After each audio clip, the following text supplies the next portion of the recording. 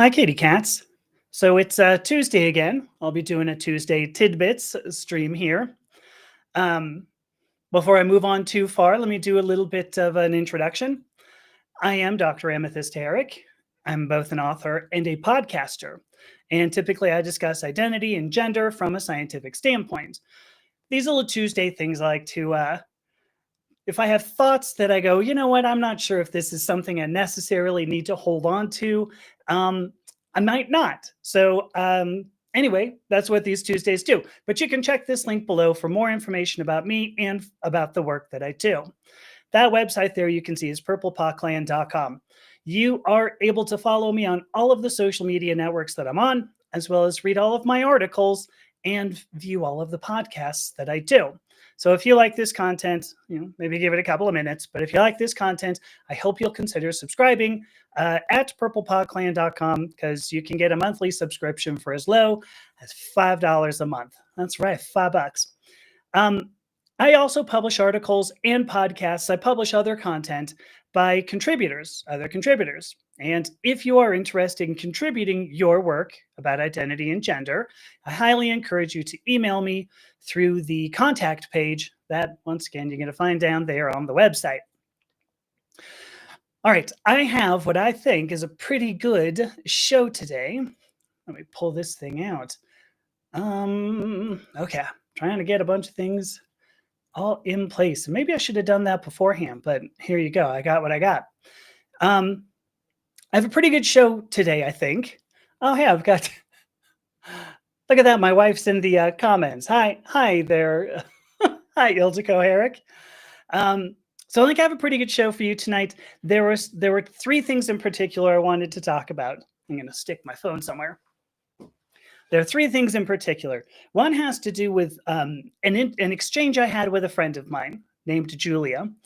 And that was an interesting exchange. She wasn't even really that much of a part of it, but I'll tell you a story that kind of plays into this. But I ended up realizing that, if you ask for something and you don't get it, it's okay if that hurts. Like, I think that's okay. Oh, looks like my camera died. Something, maybe not. Who knows? Well, it seems okay. Let's see. Another thing I want to talk about. I mentioned this last Saturday. I talked about that genetics is not deterministic, and I said I was going to follow up on that, and I am going to do that. And then finally, I want to talk about some TV shows, right, that I've been watching recently. I don't watch a lot of TV, but we have now kind of gotten into a couple of things, and I will tell you they're like both totally old, but you're gonna have to run with me on this. But like a year, it's like a year old TV shows, but there you go. Okay. And then I do have two guests for tonight. The first one is Matt Adland, who, maybe everybody here knows Matt. If you don't, he's an incredible person, and I'm going to be, I'm glad to be able to share some time with Matt. The other is a woman named Star Vartan, and Star wrote a book. Let me see if I can get this thing up here. Star wrote a book. Ooh, there we go. That's called The Stronger Sex. She's going to be on tonight because this book actually published just today. So just today, all right? And this is an interesting book to me because I actually contributed a little bit to it. Star and I had some conversation, and if you buy this book, which Star will tell you more, but I'm in the introduction. I'm actually quoted and named in the introduction, which I thought was kind of cool. So this book just came out today, The Stronger Sex, and Star will be on later on to discuss some of that. So yeah, there you go. Let me actually go ahead. Let me say hi to everybody, if nothing else. I'm going to say hi to Sophie. Good to see you. Good to see you very much. I see that Ms. Lewis is here. I know your name. I'm not going to say it for real. So thank you so much for coming, and thank you for liking. Let's talk about the first. Oh, so I should have probably mentioned, Matt will be here about 45 minutes past the hour. So now I've done a little bit of an intro here. Matt will be here in about 40 minutes or so. And just as a reminder, when I bring in a guest, they generally, generally give them 15 minutes. Like I'm shooting to do 15 minutes for everybody who, who joins. And if you ever want to be one of these people, say Ms. Lewis there or Sophia, if you ever want to be one of these people, I highly encourage you. Just reach out to me at the website, or send me a message, however you know how, which there's quite a few. So, and then I have Star will be here. So for me, it's 5 o'clock. We start this at 5 o'clock, and Star will be coming on at 6:30. So she is actually off swimming. She said it's getting kind of hot. She needs to go swimming. I'm like, getting kind of hot. Holy cats. It's just getting kind of hot. No, it's mid-July, babe. So Ms. Lewis says that would be so fun. Well, so reach out. Let's do it. We can do it maybe next week, right? Next Tuesday. All right. Here's a thought that occurred to me. Because just a reminder again, these Tuesday tidbits, these are supposed to be things that I didn't intend to make a whole video about. Like I didn't go, oh, this is worth writing an article or making a whole video about it. Instead, what I'm doing is I'm going to save it for like a Tuesday so that I can talk about it.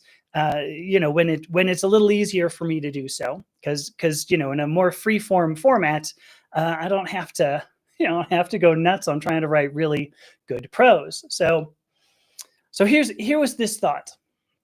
First of all, I will say hi to Miss Chief.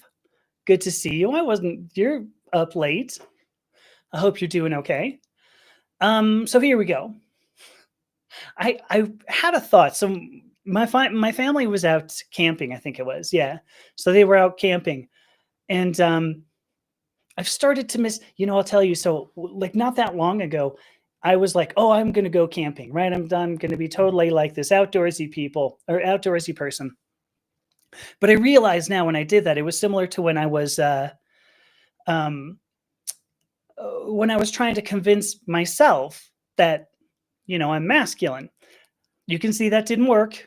So, but I wanted to be, all into camping. So we went a few times. Turns out my family liked it. And then I ended up going, maybe I'm a bit delicate of a flower for this. Because it's true. I'm a bit delicate of a flower. You can't take this person camping.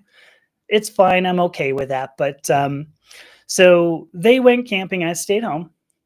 And I thought, oh, I'm gonna ask my friend Julia if she wants to, to go get some lunch. Well, I think I said dinner is what it was.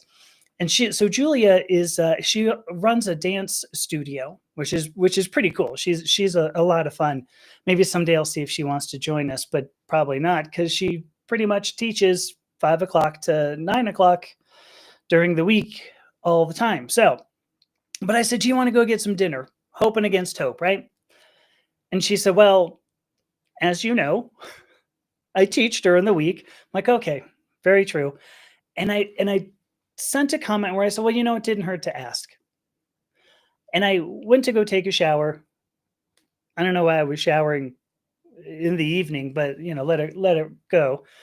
So I go to I'm taking a shower, and I started thinking about it, and I was like, it didn't hurt to ask. But it certainly did hurt to hear no. And I wanted to diminish that. I when I sent that to Julia, I thought, I'll send it to her and she'll go, oh, well, it's cool. She's all right. She doesn't care. And the thing was that I really did. I mean, I still care because it's enough. I cared enough that at this point I'm still talking about it. Right. Which is, I was a little surprised that this hit me as hard as it did. But it didn't hurt to ask, but I'm in the shower going, I don't have any friends. I wish I had some friends. That hurt. And the point I want to make on this is why it was a tidbit here, is that I wanted to dismiss those feelings of pain, but I really shouldn't have. I'm using should as well. But we only grow when we actually feel this sense of pain. We only grow when we feel the pain. If we experience an emotion and we just go, whoop, nope, get that out of the way, that's not the way to to be in touch with yourself and to heal from whatever. It's very important that we feel the pain. You've heard, you've heard the phrase "feel the fear and do it anyway." I'm going to tell you, we need to feel the pain, and it's going to suck. I won't kid you. We nobody likes to feel pain. Nobody goes, "Ooh, gosh, you know what I'm going to do? I think I'm going to reach out to all my friends so I can be rejected." Nobody wants that. Well, I mean, maybe there's some people, but I doubt it. Probably are many people. So when we reach out to when we do have this pain, feel this pain, we need to allow it to flow, and we need to feel it, and we need to be able to go, yeah, okay, now I can be over it. And that was what it took me to do. I got out of the shower and I thought, I don't have any friends. And I sat there for maybe 3 or 4 minutes thinking, gosh, I don't have any friends. And my family left me all alone on my own. See, I don't even have a family that loves me. And I let this just kind of flow. And then I thought, well, I don't know. I just made a new friend named Ms. Lewis. And I know that Miss Chief is always there to pump me up a little bit. And my family did come home. I mean, they did, like they're here now, right? I mean, they did come back. But the thing is that if I had just suppressed that, if I had just pushed it away, I don't think I would have had I don't think I would have had that kind of experience. I don't think I would have recognized, oh no, that is untrue. So that's my little tidbit. I don't know if that's a tidbit anybody cares, but we cannot bury emotions within ourselves. I did that ultimately. I did it for about 52 years before I transitioned gender. We learn, as transgender people in particular, tend to learn to mask exceptionally well. And I don't mean masking necessarily in the way autistic people do, or neurodiverse people will, where they're trying not to appear, diverse. Anyway, we tend transgender people tend to want to put on this mask that says, "I am the gender that you'd like me to be," which is very damaging. It's very, very difficult for us to do that. And so I think this was an important tidbit, because even though it was just dinner, I really do need to feel that and acknowledge and honor the emotions that I feel. So there you go. Ms. Lewis says, being curious about it. Yeah, being curious about the emotions, I think. Practicing non-judgment stabilizes me in those moments. Non-judgment, I think is a great point in this case. And I'm not saying you're wrong. I think that I think I wanted to let it judge. I think I wanted that judgment. I wanted to be able to experience that emotion and go, yes, I've judged this as painful. And I think that was necessary. There's actually a book. I think it's called The Untempered Soul. The Untethered Soul. I think it's The Untethered Soul. Um, Michael Singer. I'm forgetting the author. The His whole point, though, is a lot about this, that you must feel this emotion first. And actually, if you care, if you're at all interested in Indian philosophies, Michael Singer is, I think it was Michael, is a practitioner of Advaita Vedanta. So that's a type of Indian philosophy, one of the six major darshanas of Indian philosophy. And I have read books written by philosophy professors about Vedanta. I read one about, there was just some guy, I'm not even sure what he did, but this Michael Singer book, so written from the perspective of a psychologist, is really well done. I have never seen Vedanta explained better than this book does. And I'll pull it down during a break or something like that. But it was really a good one. So sorry, Ms. Lewis is saying not judging the pain is good and bad, just seeing and holding it. Okay, you're right. I'm sorry. That is what I'm trying to say. So thank you for bringing that out. Not judging the pain is good or bad. Yeah. all of these emotions that we feel, we can't necessarily stick a good or bad on them, right? Even the good ones. I don't want to say that. The positive ones, right? You feel joy. You go, woohoo! My people won the major sports thing. Quite a sports fan I am, right? My people won the big sports thing. It happens in that 1 month when there's a lot of things that also happen. But in this case, that big thing, that big sports thing, my people won it. But even that positive thing, because I know I felt that when I was a kid. It was like, oh, this seems good. I want this to be good. Moments of gender euphoria, moments of whatever, moments of feeling agency, moments of feeling competent, and yeah, sometimes even those we want to suppress. So anyway, thank you so much, Ms. Lewis. I appreciate the comments on that. I don't know if anybody else has more comments to make on that particular tidbit, but I like to think of that in the way of saying it doesn't hurt to ask, but it should. Right? Didn't hurt to ask. Well, let it. All right. That was one tidbit.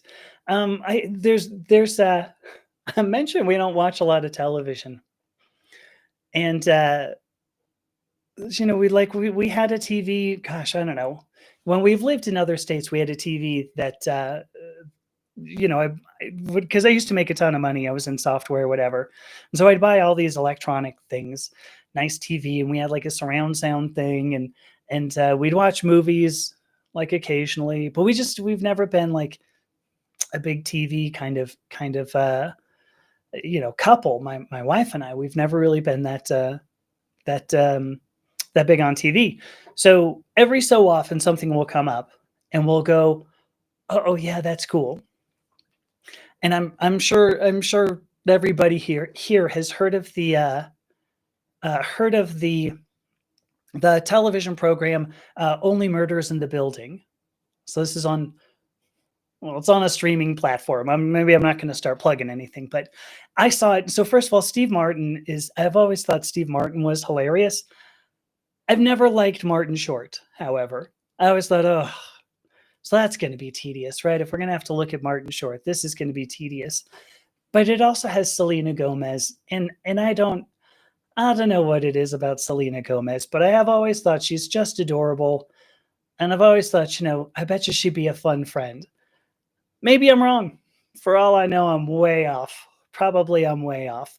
But the point is that when I saw this, when it first came, so season one, when I first saw it, I thought, oh yeah, this will be great. We're gonna watch this. So we watched it. We always end up seeing these things not in real time. I think we saw season one, a couple of months after it ended. So we'd mention that, oh, we're watching Only Murders in the Building, and people will go, oh, did you get to the part where? No, don't tell me, please. So, um, hey, Sabine just dropped by. Hey, Sabine. So yes, I'd love to talk tomorrow. Yeah, drop me. Yeah, do it on Discord or something. Yeah, let's talk tomorrow on Discord or on the phone or something. HMU, as they say, as the kids say. So HMU, bet. I don't use Gen Z slang very well. Anyway, Only Murders. It was good stuff.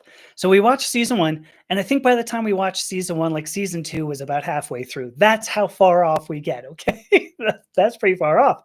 So we watched season two. I think we let it go the last few weeks so that we could watch it all in sequence.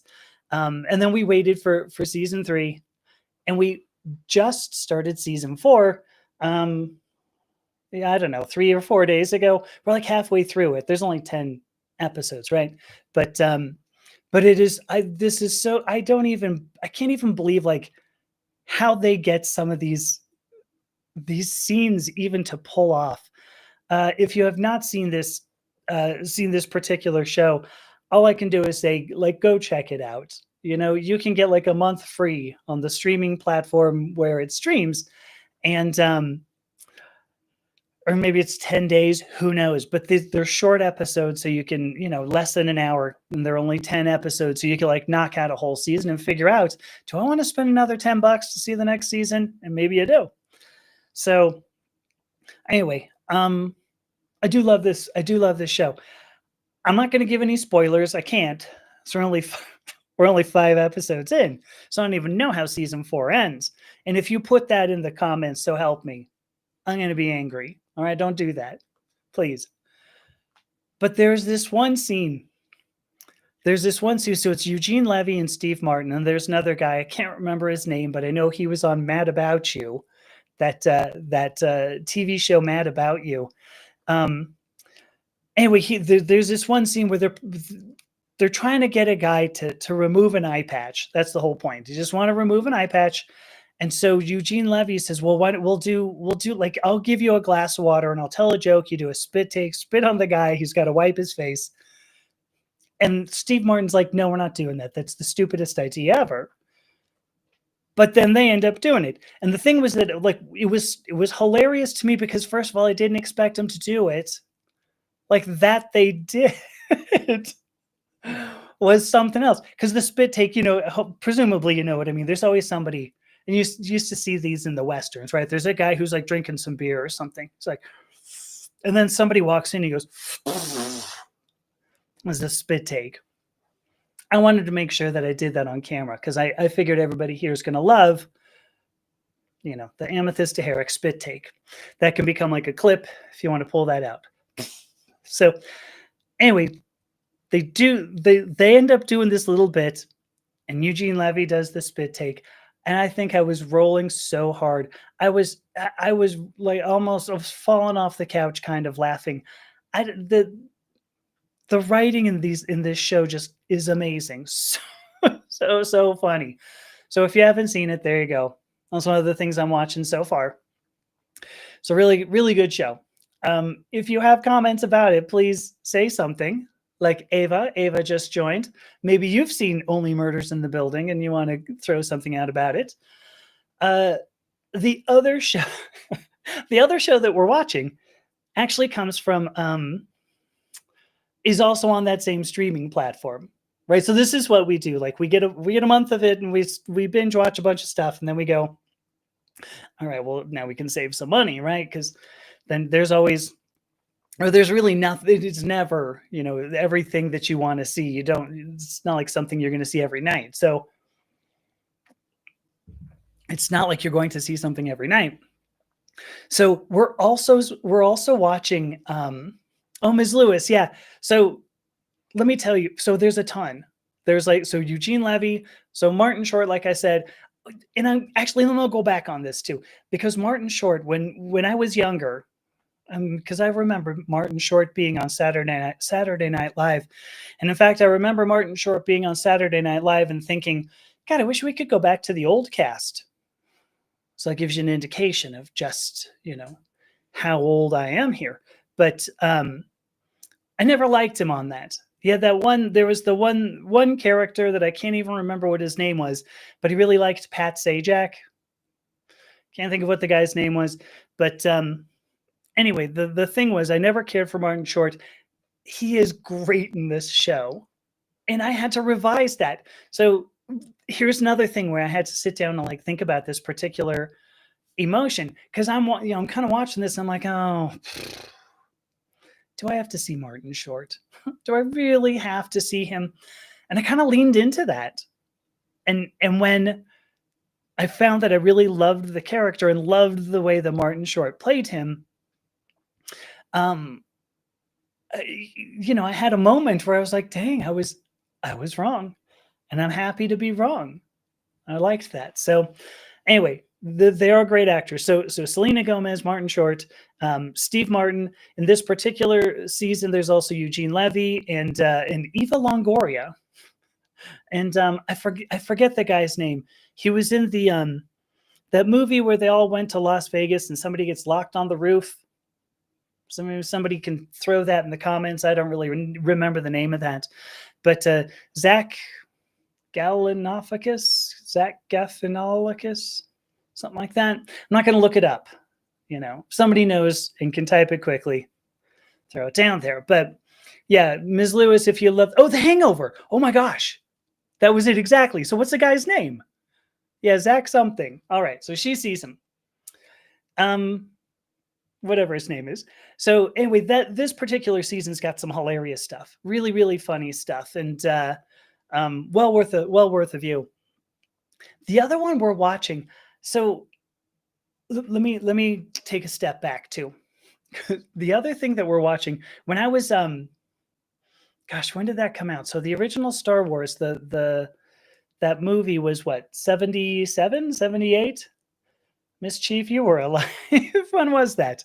Zach G. Yeah, we'll call him Zach G. Um, I went and I saw, my father took me to see Star Wars at the Man Chinese Theater. Maybe some of you will think of that as the Grumman Chinese Theater, but I was older than that, or I was younger than that. So anyway, went to the Man Chinese Theater to see Star Wars in like 1978. All right, it was a huge thing for a couple of reasons. First of all, we didn't live super close to Hollywood, and that's on I think that's on Hollywood Boulevard. I think the Man Chinese. I can't remember now, but we can go there often, and because I didn't go there often, I was 8 at the time. Okay, I was super super young. But also, my father was a troubled man. Yeah. And so we didn't do a lot together because he was a troubled person, troubled man in general. Hello, Torin. Good to see you. Um, so anyway, went to the Man Chinese Theater. So Star Wars has always held this really special place in my heart. Okay, I saw the first 3 movies, the first 3, right, 4, 5, and 6. Susie Izzard's got a whole bit about that. 4, 5, 6, 1, 2, 3, 7, 8, 9. So I saw those first 3 movies and I loved them. It was very formative for my childhood years because I always wanted to be a Jedi. Let me take that back. What I wanted to be able to do was move things with my mind. And maybe in particular, what I wanted to do is give my father a big, with the force though, just with the force, so he'd be walking through the room or something and what the, he'd get really angry and he'll just be, that was not the slap you were looking for. Right. Oh, okay. Well, I'm out of here, So what the hell was I talking about? Oh yeah. So this TV show, right? So I loved the Star Wars films. When the prequels came out, I went, oh, do we have to see this? And they weren't great, right? Episode 3, I ended up going, oh, that was pretty good, actually, because you see Darth Vader get stuck together. They stuck him together with like some glue and spit and baling wire, I think it was. Palpatine's over there with like a blueprint. Which way does it go up? I don't know. And so anyway, episode 3 was okay. For what it's worth, I actually really loved the sequels, 7, 8, and 9. Everybody else goes, nah, what's wrong with you? Those are terrible, but I liked them. TV shows, though. One of the TV shows from Star Wars that was around when I was a kid, I'll say, was the Star Wars Christmas special. Now, if you've never had the opportunity to see the Star Wars Christmas special, I maybe don't. I think don't. Actually, I don't know if you can find it. I think George Lucas has actually pulled every single everything from so that you can't even watch the Star Wars Christmas special. But don't go see it. It's not worth seeing it. So whenever a Star Wars TV show comes out, I go, this isn't going to be good, right? It can't be good. I've seen none of the Clone Wars that everybody says are the best. Hey, Minnie. I'm seeing Minnie just joined. So I haven't seen the Clone Wars stuff, but we started watching Andor. And so Andor, if you don't know, because you've got 4, 5, and 6, 1, 2, 3, 7, 8, and 9, but now they've got a -1. Rogue One is a -1 here, okay? Minnie says, "How am I doing today, honey?" I'm doing okay. I hope you're doing well. I saw you recently looking superb like you do. So it was -1. Okay, so this is Rogue One.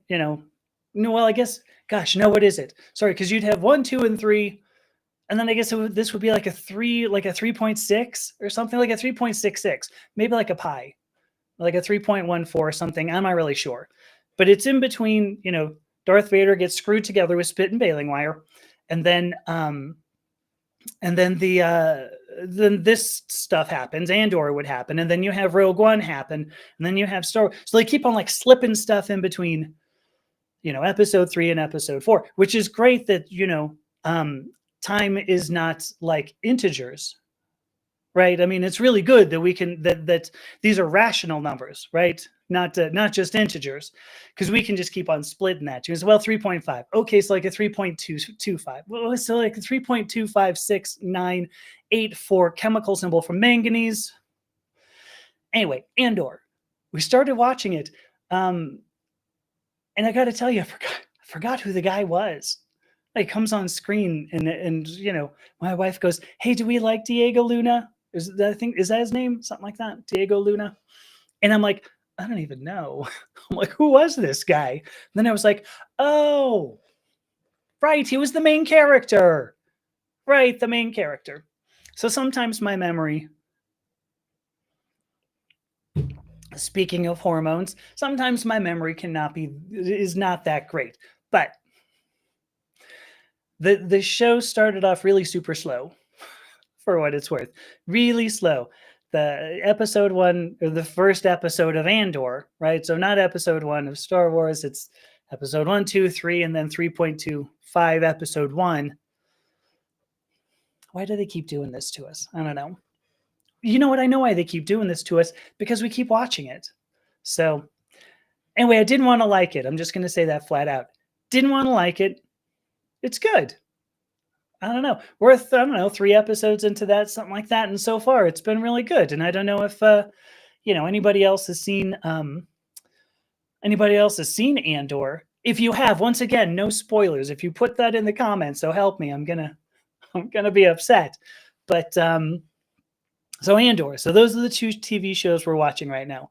We're watching Only Murders in the Building season 4 and season 1 of Andor, because we like to be, at the very least, a year behind when we watch these shows. We want to make sure we have absolute. What I love to do too, my son, it's funny because I'll show him like stuff I'm trying to think of something we've shown him recently, but whatever it is, we'll show we'll show our kids something, and what happens is that then they get all into it. They're like, oh, this is super cool, and then tell their friends about it. Hey, did you ever see such and such? And the kids are like, what are you talking about? Like, when did you what do you mean Bill and Ted? Who's that?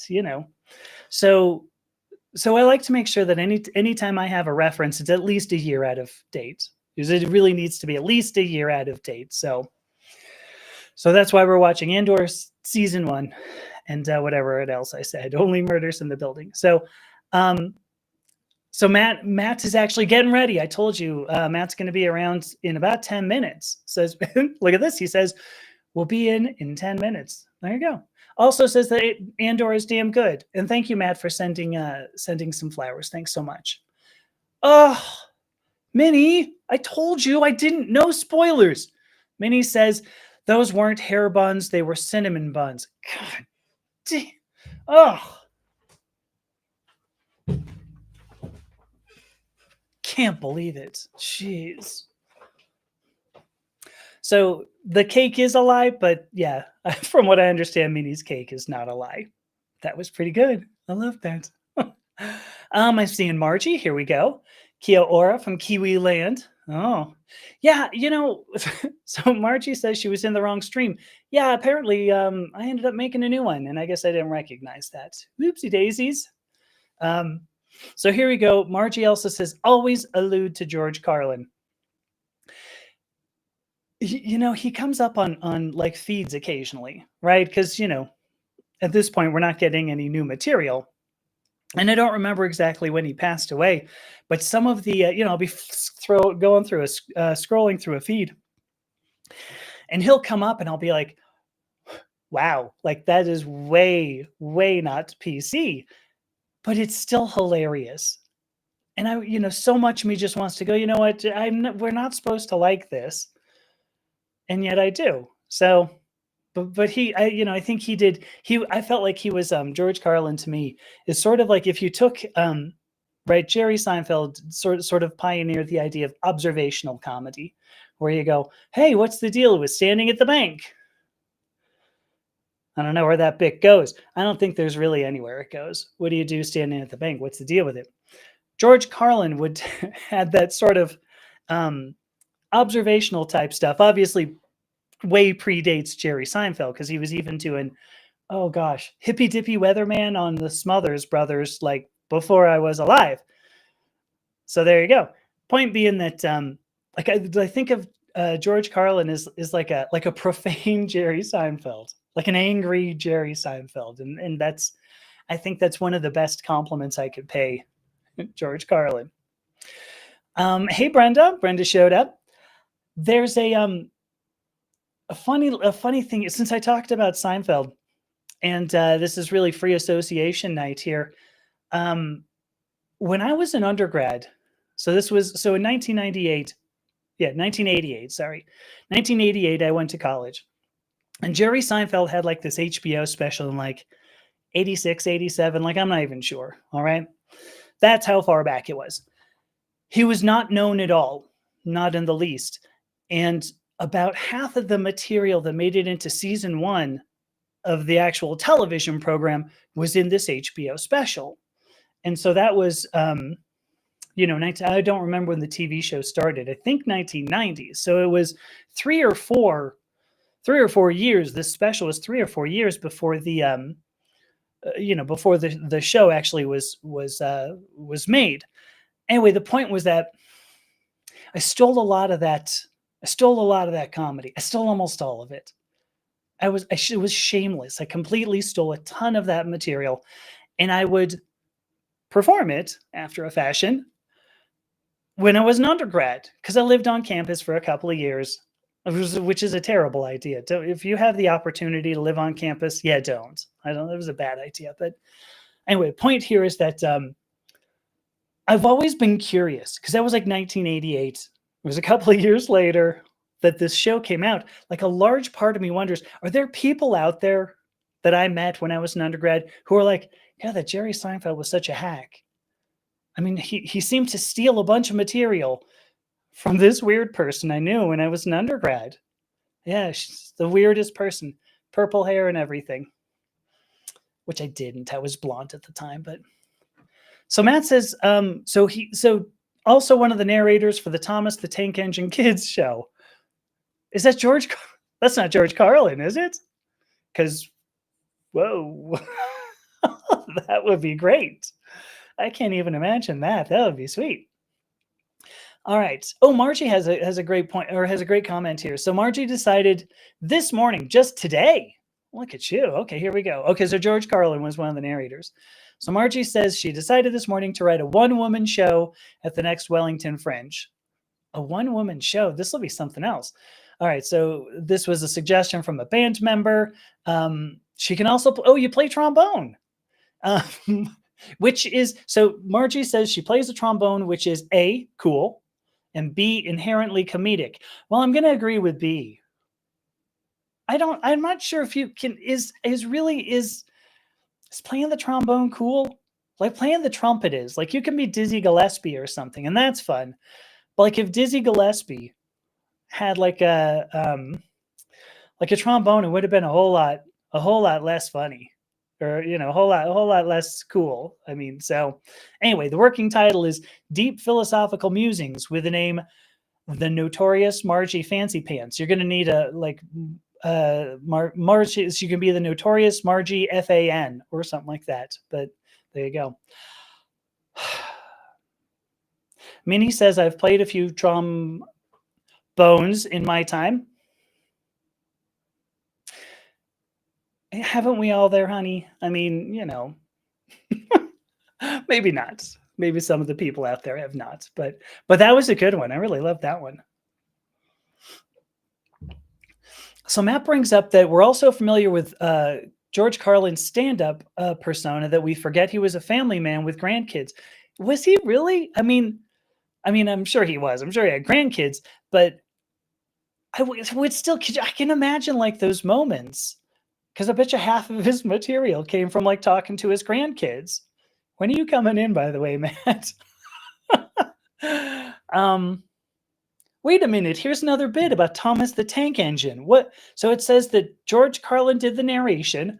How do I not know this about Thomas the Tank Engine? Well, it's Thomas the Tank Engine, but um, Ringo Starr did the voice for Thomas? Huh.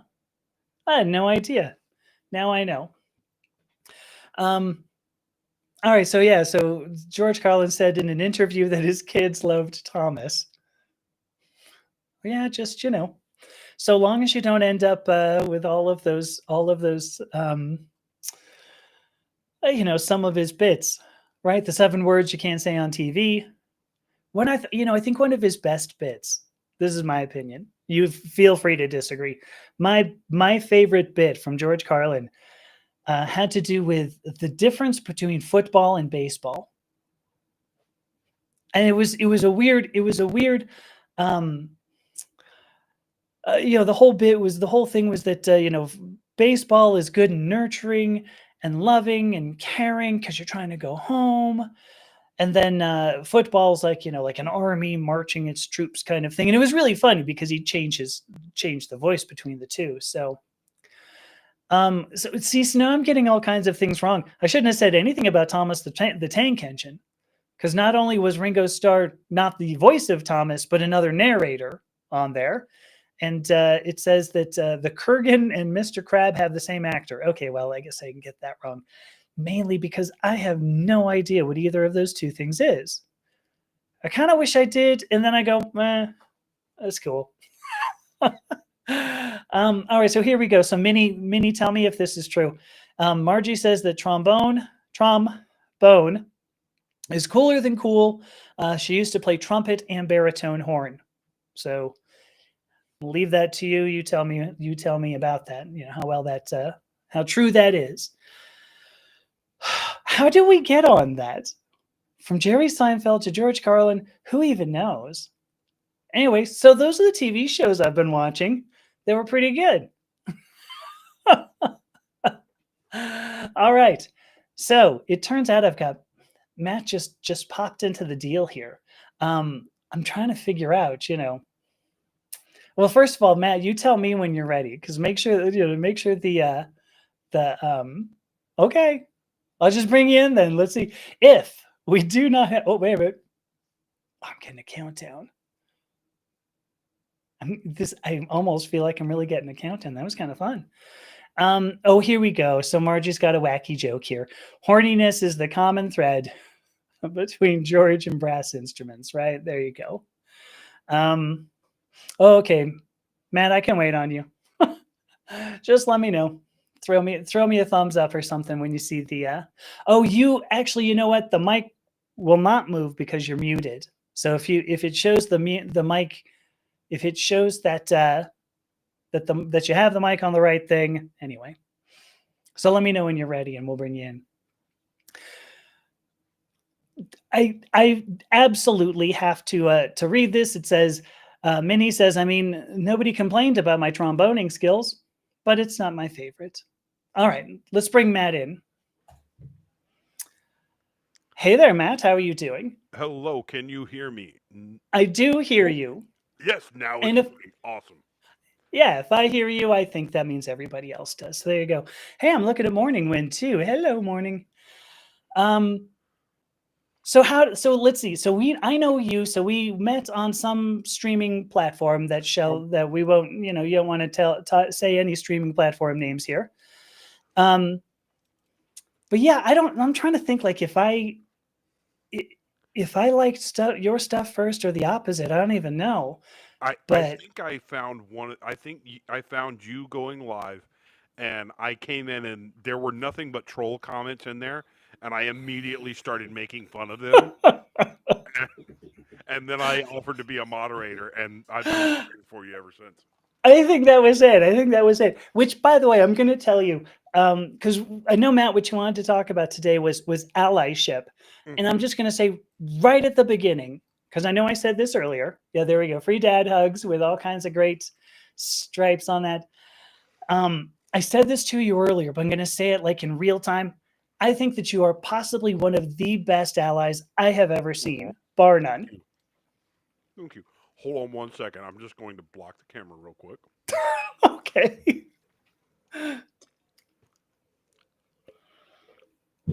Why does it say help me on that? I just had to do something that TikTok will complain about. Help me, I'm being held hostage. Every time Right. I open a fortune cookie, my kids ask me what the fortune is, and I says, "Weird. It says help me, I'm being held hostage in a fortune cookie." Right. I always love that one. We got, oh my gosh. I wish I could even pronounce the name of this. Let me see. Clobestasol dependent. I don't know what that is. Clobet. Wow, I don't know what that is. Oh, thank you. Here we go. Anyway, so what do you want to talk about? Let's talk about it. Yeah, excuse me.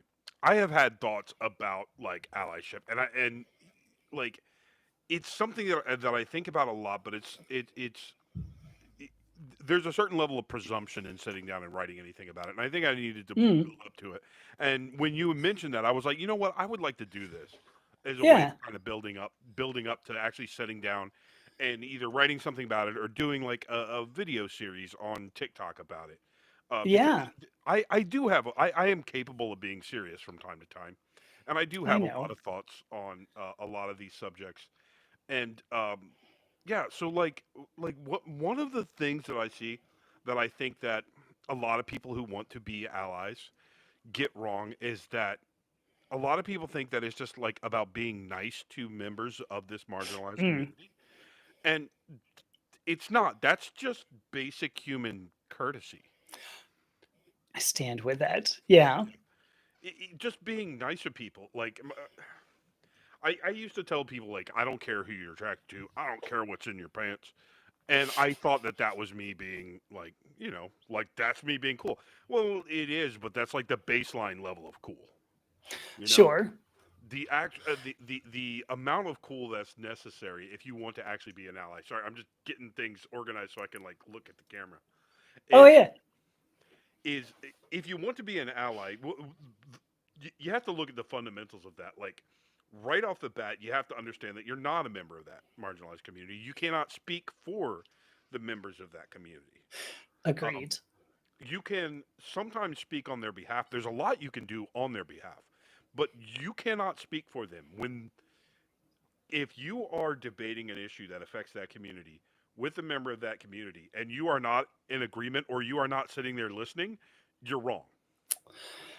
Right. I'm with you. And Shoot, I missed a great comedy moment. I should have gone, I don't agree. yes, that Damn. would have been, I would not have known what to say to that. My comedic brain works better in text when I have like a few ideas of what to do. Right. Um, But yeah, like I want sorry, go I ahead. want to point out too. You had said you can be serious at times. How many books have you written? Because you've written like 6 or 8 fiction books so far, right? Well, It's more. I have I have I think I've written 6 books. I've published 4 of them, Okay. self-published. Uh, they're all works of fiction. I would not class. Well, actually, one of them is fairly serious. One of them only has a few comedic moments in it. The others are just slapstick. Especially my most popular book, which is based on a series I was writing on Reddit, which is well over 2 million Mm. words long now, Oh and my it is gosh. yeah, it's divided up into story arcs, and like I need to get to work on adapting the next section into the next book because I've only done the first part. Um, but it's called Jerry and the Goddesses. It is an urban Yes. fantasy, and it is made of ridiculousness and slapstick. Um, it is it has gotten more serious as time goes on because sorry, I do run out of jokes eventually, but No, like I think you've got like a Douglas Adams kind of I, a Douglas Adams kind of style. I'm nowhere near that good. Just to be Mm, clear, I'm nowhere near that good. Douglas Adams is when it comedy, they say, is one of the hardest things to write. Um, Yeah. and that's why that is one of the reasons why I like went for comedy, is because it was a challenge. My first book Oh yeah. ever, I picked a 5 act story structure, which is the most difficult story structure to write because I'm an idiot. And this is what I do. I just want to do the hardest thing possible. So, Yeah. Why not? Why not? um, That's the way to go. but yeah, I feel like I've gotten better at it. I have Yeah. I got 2,000 people subscribed to my subreddit. Oh, right. Margarita. I gained another like 500 or so followers on TikTok just by reading parts of my story. Uh, Oh, and, dang. and then I kind of abandoned TikTok for a while. And when I came back to it, I was just live streaming and making. I was live streaming with this behind me, and this guy sitting next to me, and that um, I was shocked at how popular I got over 2 months of streaming. Oh, Um, yeah. yeah, I was actually out of work at the time, and I was making money, enough money off the streams. I did have a few people helping me out, people to whom I will be eternally grateful. Uh, Yeah. but between I had a very small amount of income from the books, from because I have a Patreon. Between the people helping me out, and the streaming, I was actually able to keep myself afloat for those 2 months, which was wild to me.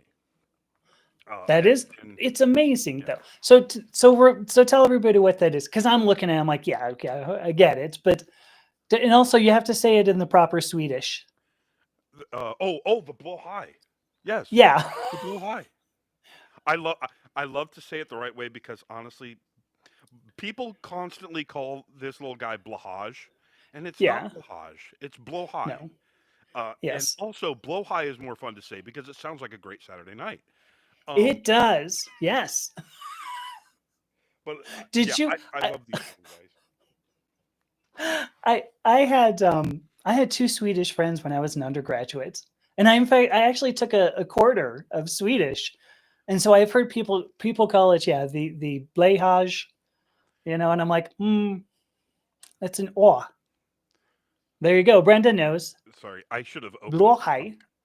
I You should have what? opened. I should have opened one of your platforms sooner because there's some moderation that needs to be done.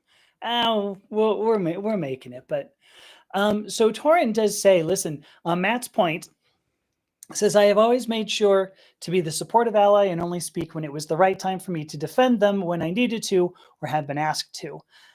Do you know the funny thing is, though, because Torin, I think this is a great point. Most of the time, we don't ask for it. Ultimately, if we because if we do ask for it, I think, well, here we go. Here's what I want to say. For the most part, the queer community wants to make sure that wants to make sure that we don't be given respect. I think is what it is. We Many of us believe we deserve what we get. Blow snower for those people in the side. We're streaming on a couple of platforms here. The platform you're on doesn't integrate into said chat. So That blow snower. That is, I am pretty sure. Yes, that is my best friend Charlotte. And Charlotte, you should be aware. oh, I've already kicked that person from the chat. I just cannot remove them. I can't remove the comments from the display on this. I don't know if I can either, but um, I didn't know that was Charlotte. Hello, Charlotte. Jeez, we've talked in a voice channel at one point. Yeah. That was cool. Um. Um, Sorry. Go ahead. Nope, go Oh, ahead. I was gonna say, like, the number one thing, like, in my opinion at least, and I have yet to have a member of a marginalized community correct me on this. The most valuable thing that someone like myself as an ally can do is to just the mere fact that I'm an ally means that I have something that y'all don't have, and that is a certain degree of privilege, and to um, use that privilege in order to help this community. So, like, I think that the allies should be the ones at the vanguard. This is why Mm, I have all these shirts like this. I wear the Yeah. I don't just wear these when I go to a pride event, and I go to multiple pride events. Every chance I get, I go to one, and I always wear the free dad hug shirt there. But I have another shirt in trans pride colors that says "You will have to go through me." I have a shirt that says "Protect trans Yes. kids." I have a Star Wars shirt that has a big rainbow on it. Ooh, Um, that's fun. oh yeah. I saw a photo of you in the shirt that says yeah, you'll have to go through me, I guess is what it says. I saw that. I'm not gonna how do I say this without looking like a complete idiot? I saw that and I kind of teared up. I'm just Oh, gonna say that because I'm like, oh my gosh, because I've you are a formidable looking person. I'll just say that, and I don't know the idea that you might be. Oh, I'm gonna cry again. The idea that you might be standing in front of me. Oh, my hands are shaking. Now my voice is, but it means a ton, and that's amazing. So thank you so much. my That's pleasure. whoo, This is a little emotional just I from a mean, shirt. there's two reasons I wear these shirts, and the the first reason is uh, for that purpose because Yeah. I want trans people and I want everyone who's part of the LGBTQ community to know that I'm on your side. Okay, you don't have to be afraid of me. Now I can't wear these shirts all the time. For instance, I can't wear them to work. I work in engineering. Yeah. I'm probably Yeah. the only non-Trump voter in that office. Um, but It's got to be fun. yeah, I one thing I do is I have this hat, and although it's very faded now, I'm going to hold it up, and you can Yeah. see that that is teal, pink, and white. And Nice. I have had 3 times now. I have had somebody ask me if I knew what the colors on that hat on this hat meant, and all 3 times it was a trans person, and every time I'm like, oh, Oh. I know exactly what they mean. And that shape, that is a stylized letter A for ally. Mm-hmm. And every time I get an emotional reaction. But the other reason I Yeah. wear them is because when you get those people that are just bigoted, that are just haters, they can focus their ire on me, and that I think is one of the Mm. most valuable things I can do, because I go to, and I'm going to make sure that we're going to be good on all the platforms you're on. I go to the Pew Pew range a lot. Um, one one of the things that I have done there is I used to bring this one particular pew pew that was painted up in teal, pink, and white, and there was a Oh my particularly gosh. vehemently right wing gentleman there who knew what Yes. those colors meant. But he also saw that I was much better at the thing we were doing out there than he was. So he did not have a word to say to me. He did not have he wouldn't meet my eyes, but every time I looked away, he just turned and was just glaring. And Really? that's why I want to do it. Because the people like that, the ones that are looking for an excuse to start trouble, I want them to focus on me because they're much less likely to start trouble with me. And if Mm-hmm. they do start trouble with me, well, when the police show up, I have the privilege. That's I'm gonna I'm actually we're a tiny bit low on time, but I swear I want to ask you this question because a friend of mine said to me at one point, um, so I've got to back into this differently. So he was talking about if you're driving, and it depends on where you're driving, but if you're driving, particularly in the South, and you're black, it helps to have a white guy in the car. Yep. And so my friend asked me at some point, he goes, do you think that would be true with transgender people? That if you're driving while transgender, um, would it help to have a cisgender person in the car with you or, an ally, whatever? And I thought, I don't know. I really don't. I actually have it in my notes as something to follow up. And I'm like, I don't know. But what you're talking about to me is like it's what I've come to understand anti-racist. Oh my gosh, this thing's beeping at me. It's what I've come to understand anti-racism to be. Yeah. That it's not just enough just to go, oh yeah, well, some of my best friends or whatever. Yep. Um, but to go, well, I'm actually I'm actually going to stand in front. Well, we do have here's a couple of comments though. Let me run through some of these. So Margie says lobotomy world. So first of all, I don't know who lobotomy world is, but says she doesn't vibe with blow high, which I pronounced correctly, but has suggested that Bugs Bunny is another trans femme icon. Um, I will say this: whenever I saw Bugs Bunny in drag, I was like, oh, that I like those. Like those are some of my favorite cartoons. I don't know, Matt, if that that No, did anything for you. I can agree with you on that. Oh damn, that latest comment came in on another service, on one I'm I moderator know. on. You're gonna have to. I'm gonna have to get. I'm gonna have to be a moderator on all of them and just like have like multiple screens of you open every time you're live.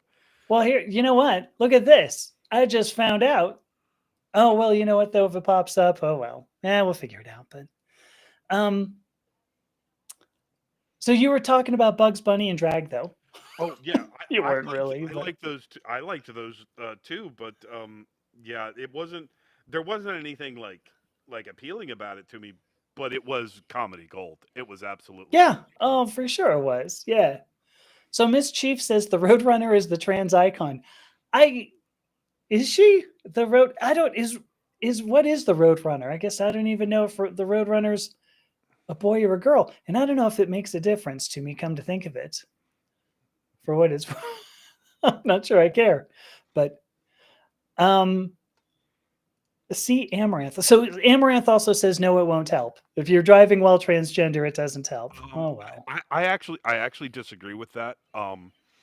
I know a number of trans people, and I have only ever witnessed two instances of a trans person being harassed when I was Mm. with them. One of those was a very young, obviously gay man deliberately misgendered my ex-girlfriend. So I then spent the next 10 minutes deliberately misgendering him over and over and over and over until he was really, really, um, Pissed off. yeah, he was really, really upset. Good. He was also on the clock, so there wasn't anything he could do about it. The Oh. the only other instance came because a person saw me and my current girlfriend, who was also trans, and assumed we were a hard right wing couple and got upset with us because he was on a left wing political rant and didn't appreciate someone Oh he my thought was right gosh. wing sitting next to him. That's the weirdest. Yeah. He thought you were a hardcore. Well, okay. Yeah, he th- Yeah. he was ranting about politics, and I kept glancing over because he was very loud, and he took extreme offense at me looking at him, and I'm like, the only reason he would have gotten that upset is if he assumes I'm some rabid right wing Trump supporter. And then I Yeah. thought about it for a minute after the fact, and I'm like, you know what, my girlfriend she could definitely pass as a Trump supporter, and Mm. I mean, like, unless I'm wearing one of these shirts, that is the default assumption for me. I mean, I don't know. It's because this. I've known enough. I'm trying to think of how I wanted to put this. I worked in a donut shop. All right, right off of a freeway in Los Angeles. Hmm. So that's how I'm going to back into this. So I saw a lot of bikers and a lot of biker because it was really like going up into the desert. So I said in Los Angeles County, but it was going off into like the weird part of California desert, high desert.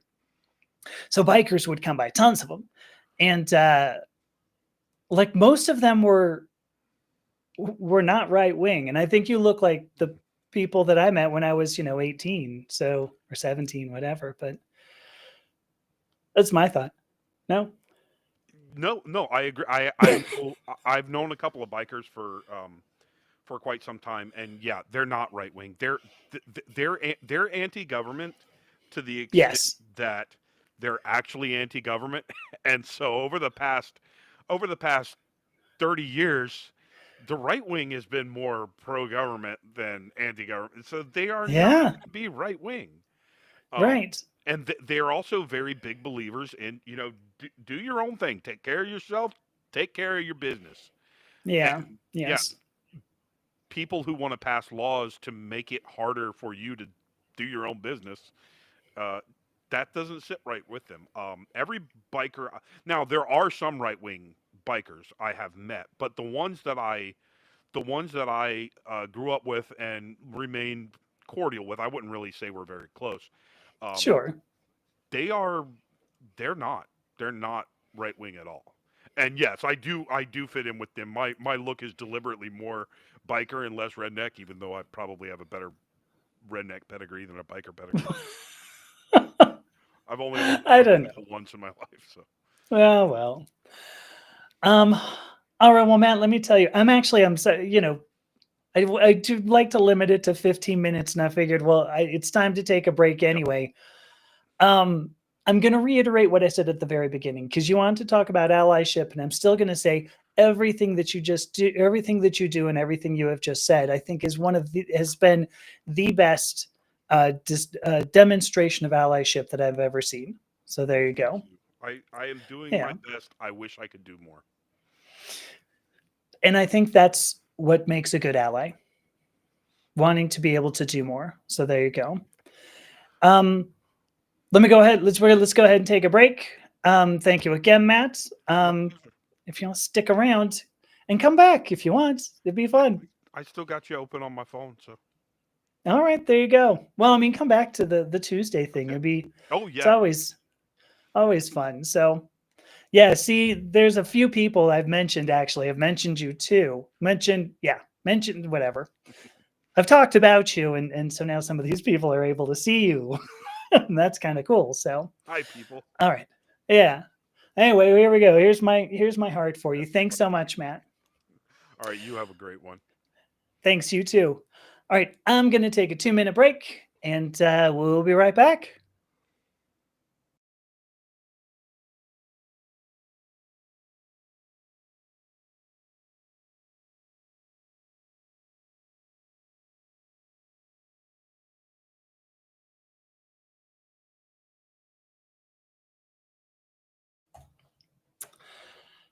Hello, everybody. I am back.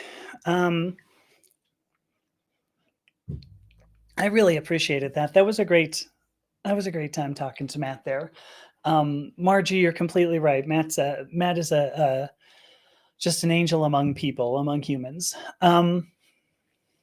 So Minnie brings up that Bugs Bunny was more non-binary.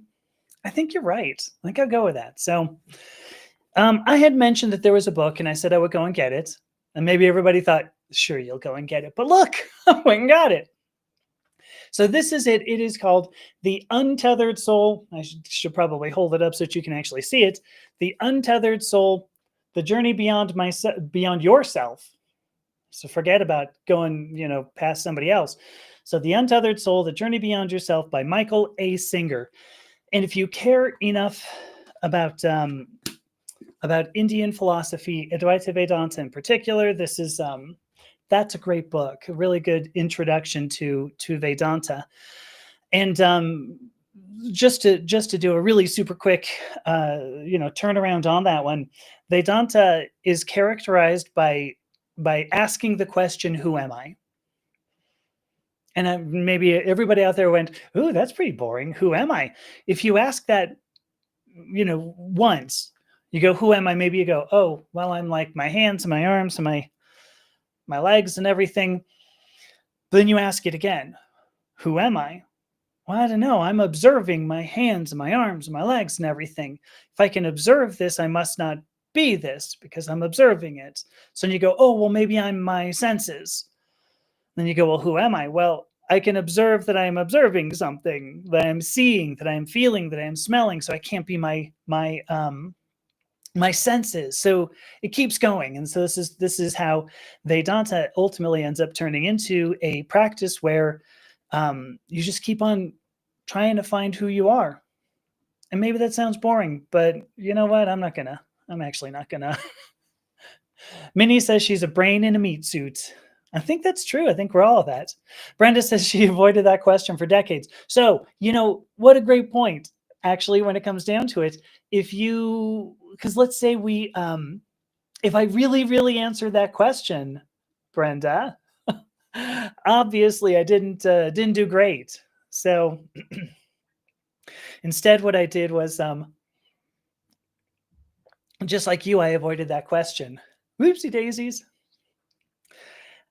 There was something that popped into my head, and I totally forgot about it. I have another little tidbit I wanted to go through, But there was a question that I saw. There was a question I saw online. I'm just going to leave it at that. And somebody asked the question, why does change take so long? By the way, just in case anybody cares, I am changing complete gears here. We're going in a total different direction. Although I think it sort of plays into Vedanta a little bit. I'm seeing comments here between Matt and Minnie, and I'm just going to say it's really adorable. Anyway, the question was, why does change take so long? And I think that's, the way that it was asked was very innocent. I mean, it wasn't intended to be sort of this, the House of Representatives right now. I don't know. I've seen some of that coming up on my feeds recently, and I'm just like, I can't believe these people are running our country. Ugh. Anyway, it was really, innocently put. Why does change take so long? And I think that's a good question. Oh, Matt, I know that Minnie's your girlfriend. That's why I didn't read it out loud, because it was adorable. But if I read it out loud, I think it would have been, invasive. So why does change so long? Here's my point. I think it depends on it depends on what change we mean. And I've said this, I had somebody who left some mean comments in my, in one of my videos, some comment somewhere, who said, something about you people will never change. You can't change other people, yada, yada.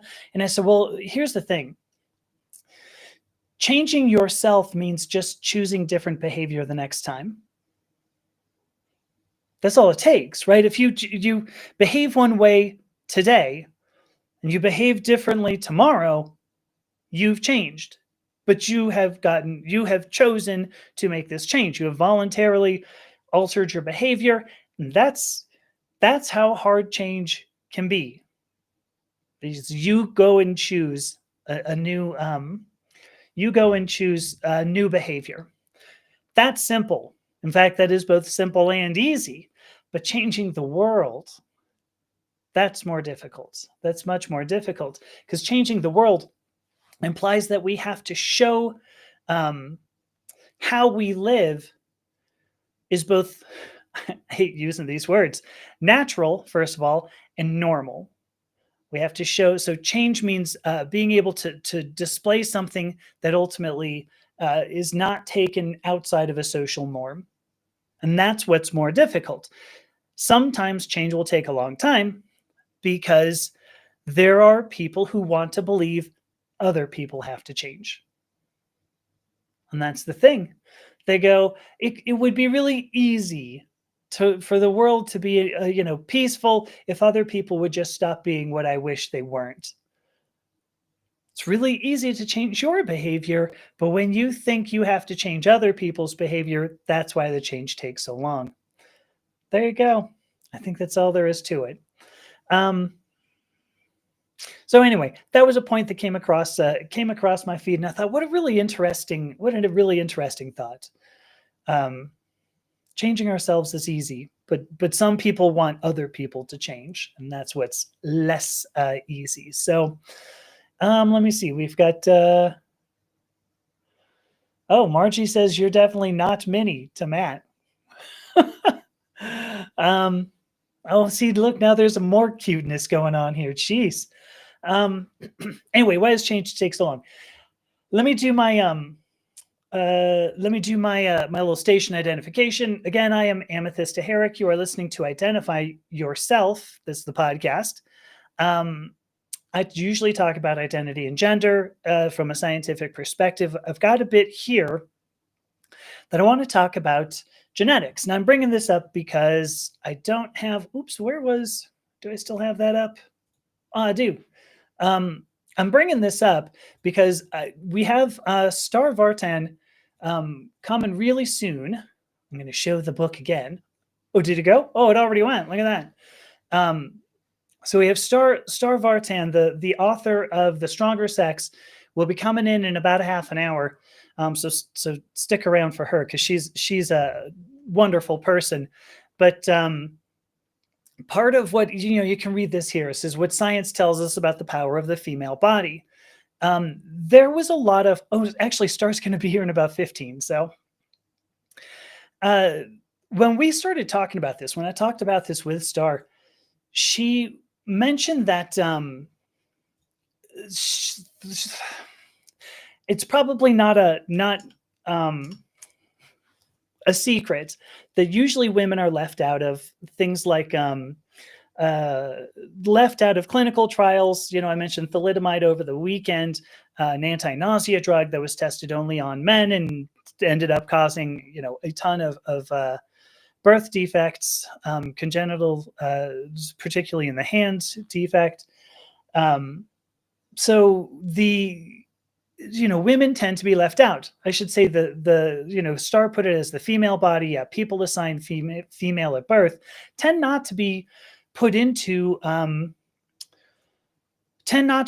clinical trials. They tend not to be studied because it's the men who make the money. It's the men who make the laws. It's the men who are doctors, and they care about those people. And it's ridiculous because they're actually more assigned female at birth people than assigned male at birth. So D3 Los, I think that's Delos. I think it's supposed to be, but I've always wanted to ask you, and so now I have. So hi Delos, and I'm gonna say it like that because it's my show. So there you go. All right, so when Star and I started talking, one of the things she had mentioned to me initially, she said, "Well, I'm writing a book, I guess, about gender." And I said, "Well, we're talking about biology, right?" And she goes, "Oh, yeah. I mean, so I think I'm writing a book about gender." And I said, "Well, you're probably writing a book about hormones." And that's really, what you're looking at, because human biochemistry is very uniform between human bodies, whether it's assigned female at birth, assigned male at birth. But the hormonal balance makes a difference between what paths some of the environment will do. So, oh, look at this. I got it right. Delos. Thank you. But Delos makes a point here. What? So this randomly has me raging so bad. It shouldn't even be random. Yeah, why not study women? Where else does life come from? That's an excellent point. But yeah, why not?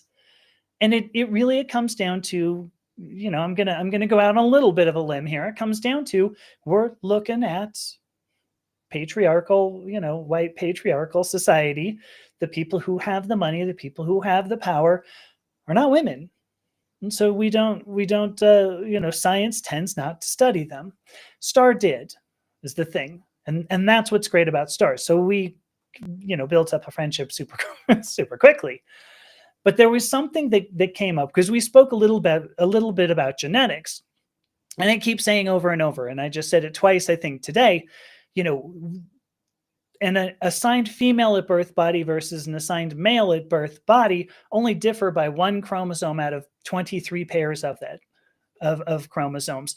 Most of the allosomes are shared, which means every human body has the capability of developing secondary sex characteristics of both sexes.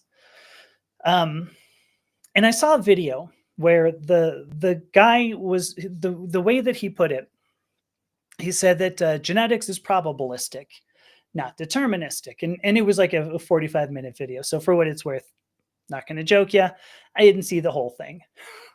But the first 5 minutes, it was like, what an incredible way of putting that. Because here are some things. So if we look at the history of science here, a lot of what science wants to do is turn something deterministic. Deterministic. Well, maybe we should probably ask the question, what does deterministic even mean? Deterministic implies that if you know some starting conditions, then you can predict an outcome. And one of the ones that people really cared about, I'm going back 500 years, but they cared about predicting where planets would be in the sky. They care about where planets were. So that was one of the original. Oh, did I freeze, Minnie? I don't know. That was one of the original things that people cared about. How do we find these planets? How do we predict these? And Kepler ended up doing a bunch of measurements, developed some equations, wasn't quite good enough, and then Newton came along, applied gravity into that, so actual relationships among masses, yada yada, and Newtonian mechanics. What ended up becoming Newtonian mechanics is that was really, it's the idea of trying to figure out a mass, the motion of a mass. That's probably a better way to put it. A mass in motion. Is that deterministic? And that's been a whole lot of physics for much of human history. So here we go. That's deterministic. Now maybe you're going, but I heard that as the masses get smaller and smaller, all of a sudden, it becomes probabilistic. And that's true when you get to the quantum level, which implies very, very small masses. I'm holding my fingers together like it's a very small mass, about that big, maybe a little smaller. But when you get to masses that are exceptionally small, it turns out that every single mass that is in motion has what's called a de Broglie wavelength. So every mass that moves does operate in a way that is like a wave and like a particle. And you go, a wave? Like what? Well, that wave is a probability function of the position of that particle. And it doesn't, we feel like a baseball. The de Broglie wavelength is minuscule, angstroms. And in fact, Matt, if we're going to go all Swedish, right? Angstroms, but we're not. I'm going to be all, these are freedom units now, angstroms. So, but angstroms make a difference when you have like something that's an angstrom wide, like an electron. So this is why electrons will operate as both wave and particle, at least as a, to a certain extent, that's why that happens. So we discover that as masses get smaller, it does turn into something probabilistic.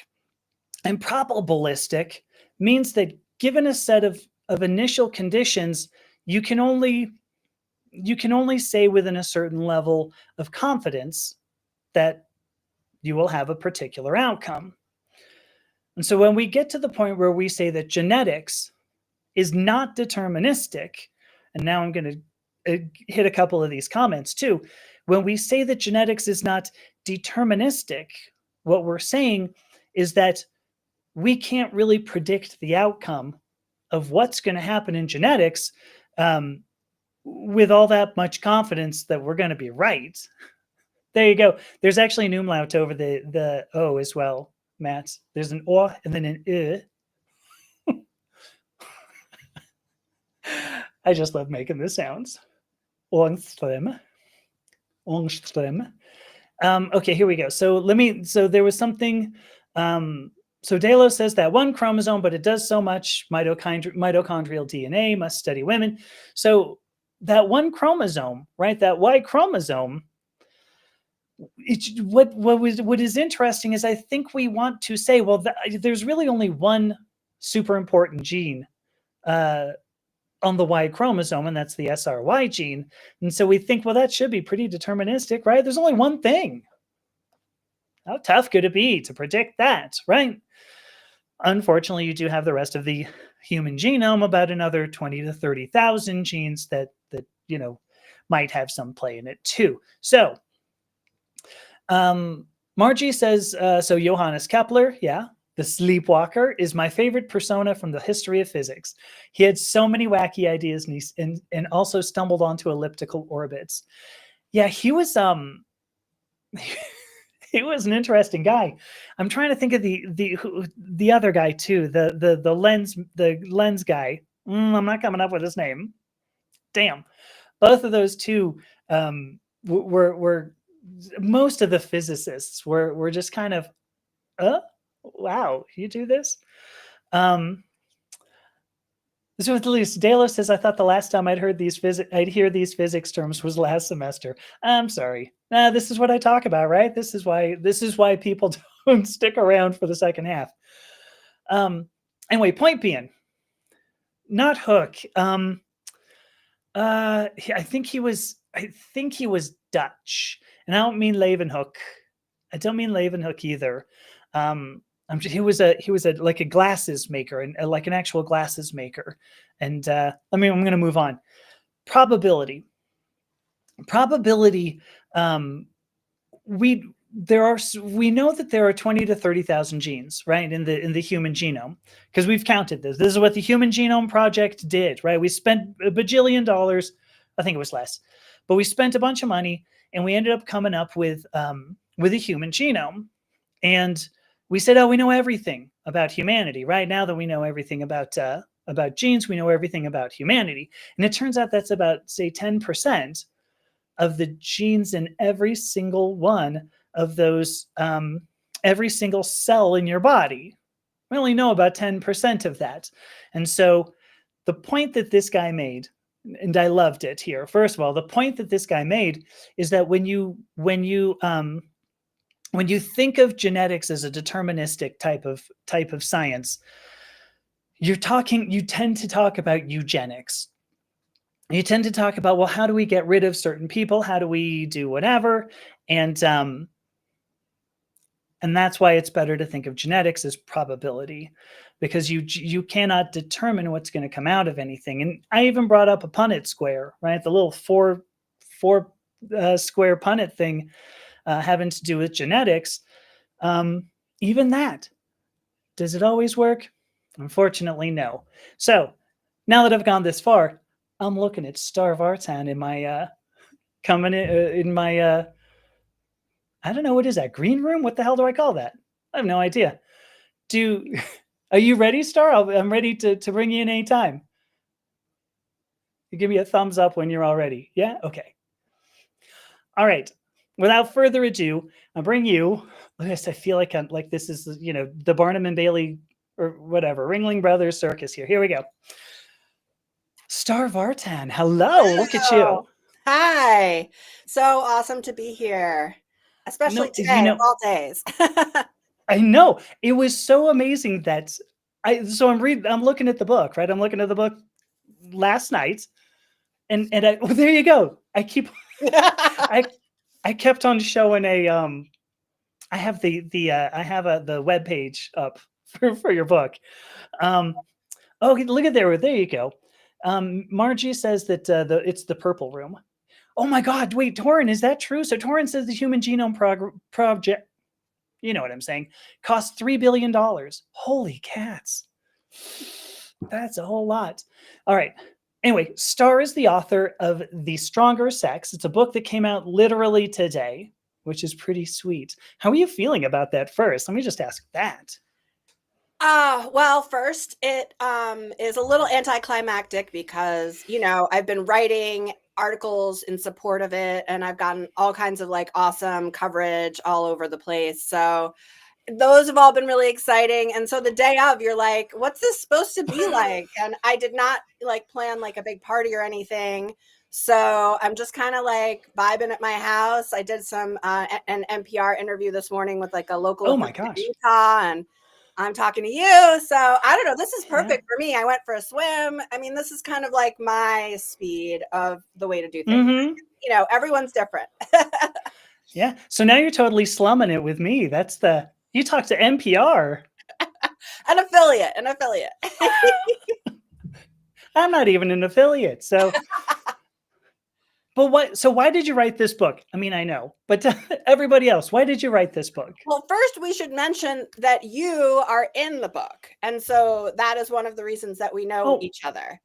So, I mentioned it. Yeah. No, it was like the first 5 minutes of this show. I was like, here's the book and the author's going to be on. I'm in it, everybody. So. I was still out riding my bike home at the beginning of your show. So forgive me. I know. Well, so yeah, I wrote this book because I had grown up in the Hudson Valley of New York with my grandma. She was really like a really amazing, challenging, tough, fun, loving parent. And we had a property, and she was like, get to it, kid. Like, I've got a worker here. So I was doing all kinds of manual labor since I was pretty young, including like really tough physical chores. And so the lessons I learned at home and from my grandma, who was like chopping wood in her 70s, was that, you know, we could do all kinds of hard stuff with our bodies. And then when I Yeah. went to school in summer camp, I got very different lessons about how much, you know, I should ask boys and men to help me to do things I knew I could do myself, like carrying chairs around and things. And Jeez. so it was like my whole childhood and young adulthood, I had this like tension of like, am I supposed to hide how strong I am or what I can do? And I guess so if Yeah. I want to fit in, but like this is so stupid.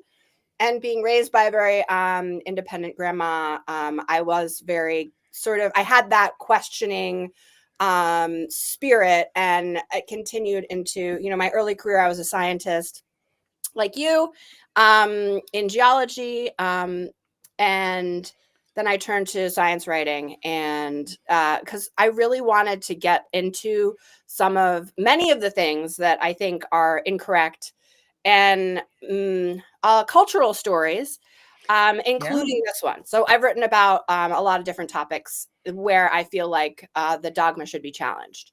So that's kind of Oh, my sure. remit. Yeah. You brought up cultural, and the thing is that most of what you talked about at the beginning, like going to summer camp and being said, "Oh, well, go ask the boys to help you carry chairs," that is only cultural. Yeah, and it's also was like bizarre because I'm a sort of like tallish, muscular person naturally.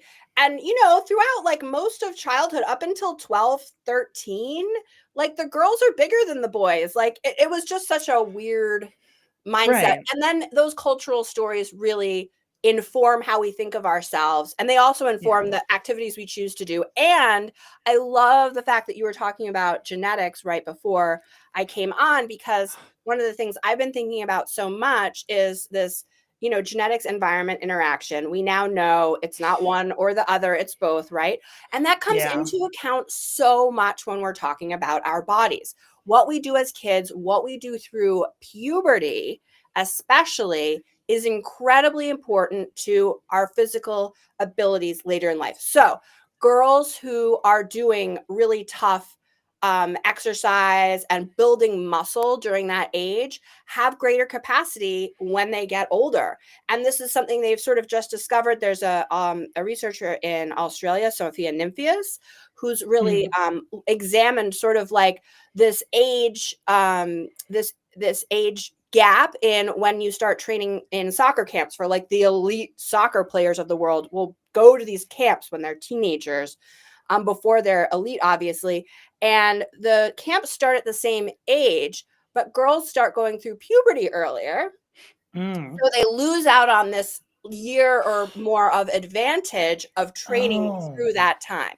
So the yeah. female players eventually are actually at a slight disadvantage from that, unless they have other sources of potential training. And that's just one tiny little nugget of very recent research that really kind of like challenges what we think of bodies as capable of, because you start as a baby and a toddler and a child and a girl. I was doing a lot of manual labor, but most are not.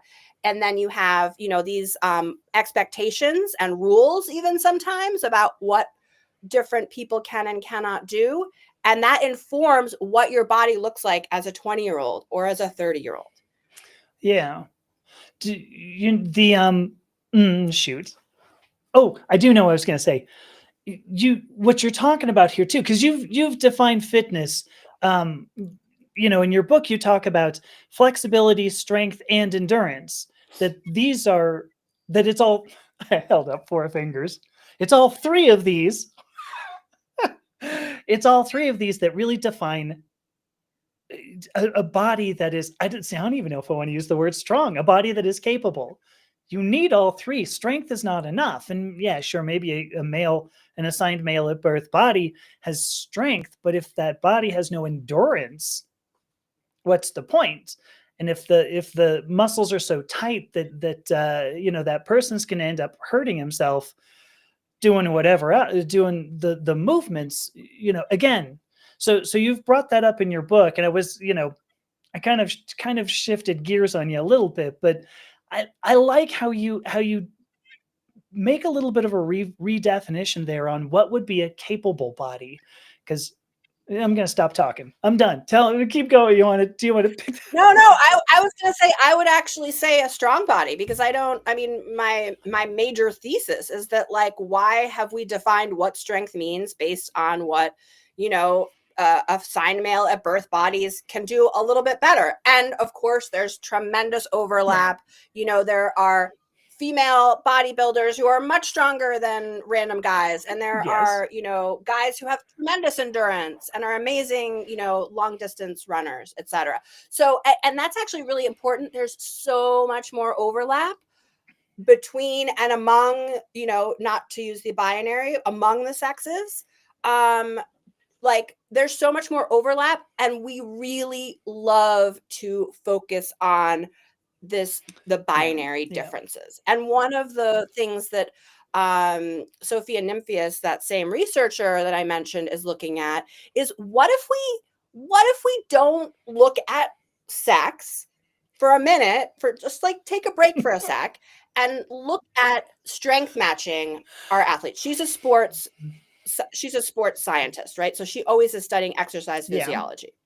She's like, what if we are like height, weight, and then testing the strength of various body parts and matching two people, and then matching another two people, another two people, another two people. And then we're sort of strength and then we're giving them these tests of their different body parts. And, how quickly do they tire? How strong can they be? How much weight can they lift, etc. And she's like, actually, once you do that, your biggest differences are usually not by biological sex if you're going by the binary. So there's actually a lot of the differences that we may see now that are A, cultural, hugely, because you were starting as kids, and B, down to like the training and experience we have, and then also just maybe size differences, right? And so you put all of this stuff together, and all of a sudden it looks like there's these big sex differences. Maybe they're not as big as we think. And actually, it would be really useful to know where that is maybe true and where it is not. And so there's just a ton of, I think what we're going to find as we move into the future, and there's more equalizing of people's experience, and there's more acceptance of, and like movement away from the binary, we're going to see a lot more overlap and flexibility into different people's strengths and weaknesses. And so I think strength is going to be, I think, then not a male or female thing, even though I did use those terms in my book because that's all the science and how it's done at this point. We're going to see, oh, like this person is strong in endurance. This person is strong at like lifting a heavy weight or chucking a ball, or this person is like incredibly precise, right? And we see a little of that in our sports already. So you think of, a gymnast, and their precision is really important, as well as like this incredible strength and balance. And that's an area where female bodies tend to do really, really well. They've also been allowed to do well there, right? Yeah. Well, so you've brought up even more. So now there's balance, because you also bring up resistance to pain. That assigned female at birth people tend to have much better resistance to pain. I want to read a quick comment here too. This is one that you're not going to see on the side there. So Matt says the number of random guys who think they could take a trained female MMA fighter in a match is wild. Well, yeah, Yes. but I see those comments too. I mean, it's hilarious, but so yeah, I mean, we need a bunch more definitions, because now, so now Ms. Lewis says strength matching makes all the sense in the world. Margie has said the same. Where was this? Performance matching is a good idea for sports competition. I've brought this up because, there's always some Yahoo who's going to drop in and go, well, just stay out of women's sports. And I'm like, why? Because if I went into gymnastics, I would just be crushed. I mean, I'm big and fat, and I'm not going to make it through. I'm not going to be able to do a cartwheel. Okay. You put me into like a boxing ring with Amani Khalif. You put me on the track with Caster Semenya. Not going to do very well against these people. And it has nothing to do with an X chromosome. It has all to do with training, but it also has to do with some people are more capable at athletics than others. And anyway, go ahead. No, exactly. I think that's such a hugely overlooked thing. And the other thing that is also, and maybe this is something, you've talked about before, but like there's all these differences among even same-sex athletes in the current Yeah. paradigm. And like if you're 8 inches taller than the next runner, Usain Bolt being the example of that's a huge advantage. Like why is that advantage okay?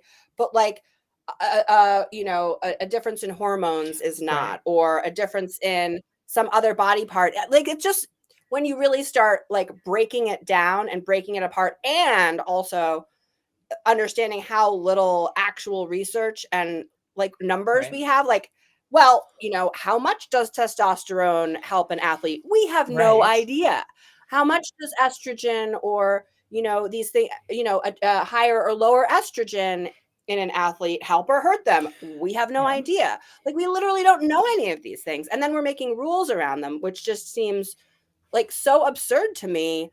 And that I understand it's difficult to be in an in-between place, but I also think there's a lot of rules being made based on like things we think we know, and people being really sure about them, and we absolutely do not, which is so frustrating.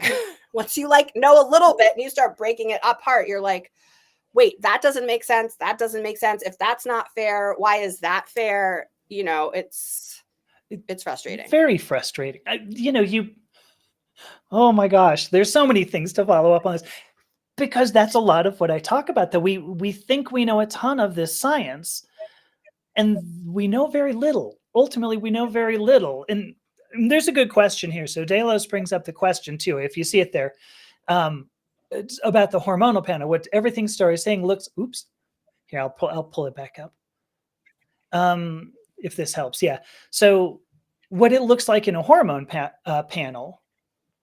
So while I was active, I had no PCOS problems. Do you see where that's going? I see the yes. Mm-hmm. Yeah, I think a hormone panel is a really interesting question. So getting hormone readings that are accurate, as anyone who's going through perimenopause and or has gone into menopause can attest to, is very, very difficult. Sure. Right now, that's all basically determined by symptoms, not actual hormone levels.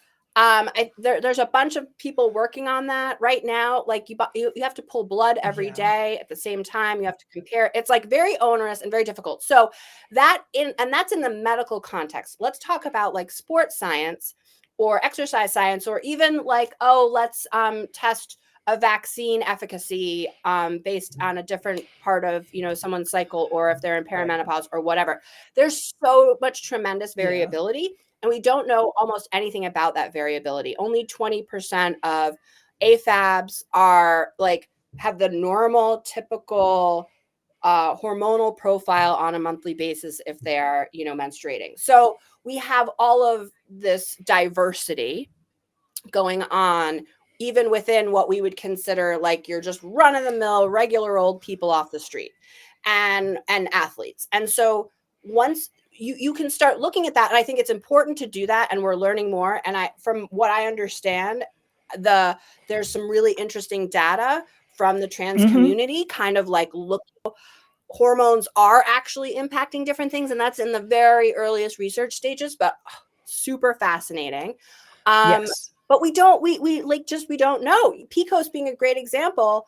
I have family members with that illness, and it manifests in different ways, and it also manifests in very high testosterone for many people. So it's like, well, does that count as a hormone imbalance? Or if it's only if you like look like a man, which is how they've been doing a lot of the very discriminatory practices against athletes. So hormones are great.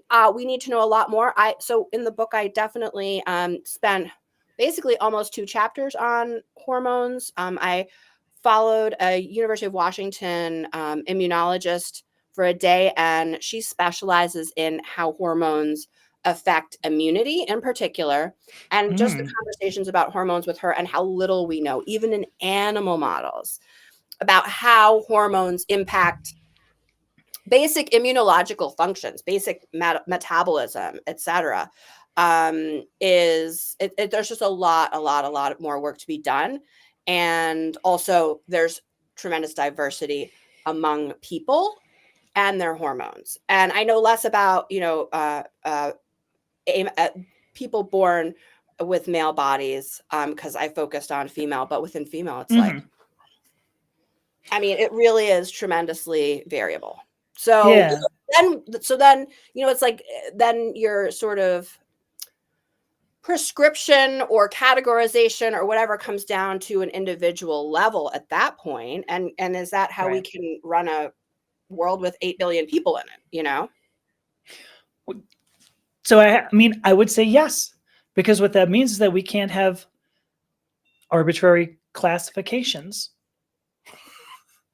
I think that's the best way to do it. We end up with classifications that are like more abstracted than do you have a functional ovary? Well, do you have these are not classifications that end up being valuable. Um, I'm curious too. I want to ask you this question: do you think we ever will have enough data that we can understand this?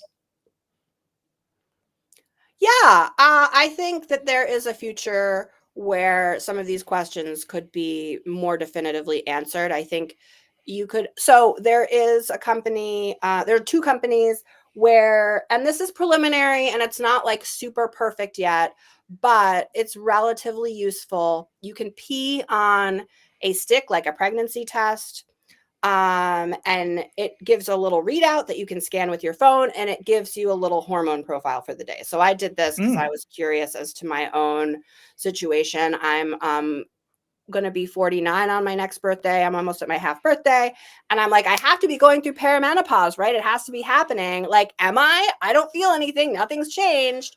And so I was just curious because I'm nerdy and like a science person. Sure. And so I did this for a couple months and they originally developed this for people with infertility. So basically they were like going to have sex at the right Sure. time. Because if you're having Yeah. sex when you think you're ovulating, but you're actually ovulating 4 days later, then you're missing the window every month. And that's Kind like a of. really simple problem to fix, right? So, Yeah. but then they started rolling it out for other uses. And so if we can refine that kind of technology, you could Mhm. have an easy, non-invasive way to like actually say, oh, here over the course of a year is what my hormones look like. Here's where my progesterone is, my estrogen, my luteinizing Sure. hormone. I would imagine you could do, testosterone and other things, and expand the ability of this test. And then you could have like a lot of data for individual people, and that could then lead to a larger scale study where you could then put 25,000 people who are doing this Yeah. into it and ask specific questions from there. So there is a technology aspect to this that I think could bring us some closer to some of those answers that don't involve like going and having a blood draw every day, which is a huge Yeah. ask. I mean, think about if you're a sports scientist and you're like, I want to see how much your ovulation affects your sports performance or whatever. Right. Who wants to get their blood drawn every time they go to practice? That sucks. Nobody does. Yeah, my opinion is that we won't. I think that Okay. we will not. And I say this because I think there's just too much variability. Hmm. I think there's just too much. And I've had friends who I have friends who have said, "Oh, well, we'll use AI." And I go, well, I think that would obscure things worse. Because we will end up blurring every individual record to the point that we come up with not very valuable long-term high population data. I think I said that. I think I finished that sentence the way I expected to. But so I think we will struggle just because there's just too much. I think there's too much to the biology. It isn't just the hormones. It isn't just it isn't a lot of things. There's nutrition we have to worry about, and we have to worry about environment. You brought up environment. We have to worry about the environment modifying the regulation of all the genes. I think there's just too many inputs we're not going to be able to find them all. That's my thought. It's interesting because I have the same thought. Like I've gotten to the same place thinking about like obesity and fatness. So I did a chapter on fat, and basically I came away from looking at data, which is like we've combined too much information, and that doesn't tell an individual about their actual like risk in terms of how fat may be helping or hurting them rather. And in some cases it helps people, and is really important because our bodies are so different. We keep fat in different places and endlessly, like, so we put all the, and then we put, you know, male and female data together into one bucket, and fat behaves very differently in different bodies, both by gender, and then also by sex rather, and then also by activity and all kinds of other things. And so I've come to the conclusion of like, well, will we ever know whether like a certain level of fatness is bad for you and causes X, Y, or Z pulmonary issue or cancer or whatever? And I'm like, I don't think so, because like bodies are so different. And as soon as you start combining that data, you're going to see some like bigger trends, but that doesn't tell the individual about their own. I mean, even if you have better data than just stupid weight, which is obviously useless if you have a lot of muscle, you're, you know, if you even if you're just looking at percentage of fat behaves differently on different people. There's even different types of fat. So yeah, maybe you're right that this isn't, maybe we can only ever hope for individualized medicine and sort of information. Yeah. And that's what I'm thinking, is that we could figure it out for ourselves. Like if we're capable, you know, if you're capable. You mentioned that you got the little pea on the stick thing because you're a science nerd. I don't think most people would do this. This is my thought. Maybe I'm wrong. Like I would do it, but I know I went and I had an echocardiogram, and the guy, I was like, oh, like, let me see the screen. And he was like, usually people like don't even want to hear the sound. And I'm like, no, I want to see the inside of my heart. This is the coolest thing. How many people have ever been able to see the inside of their heart? Like, this is amazing. And he was like, nobody does that. He was like, okay, well, fine. And then he was like, are you feeling okay? I'm like, yeah, this is great. And he's like, some people get a little nauseous. I'm like, what? So, and I was like, what percentage of people want to see this? He's like, 1 or 2%. He's like, well, let me see. In 2025, you know, I think that would, can I, sorry, I cut you off, but finish up. No. So I think you're correct in that. I'm very biased in that, like, I think people will be really interested in wanting to know about their bodies.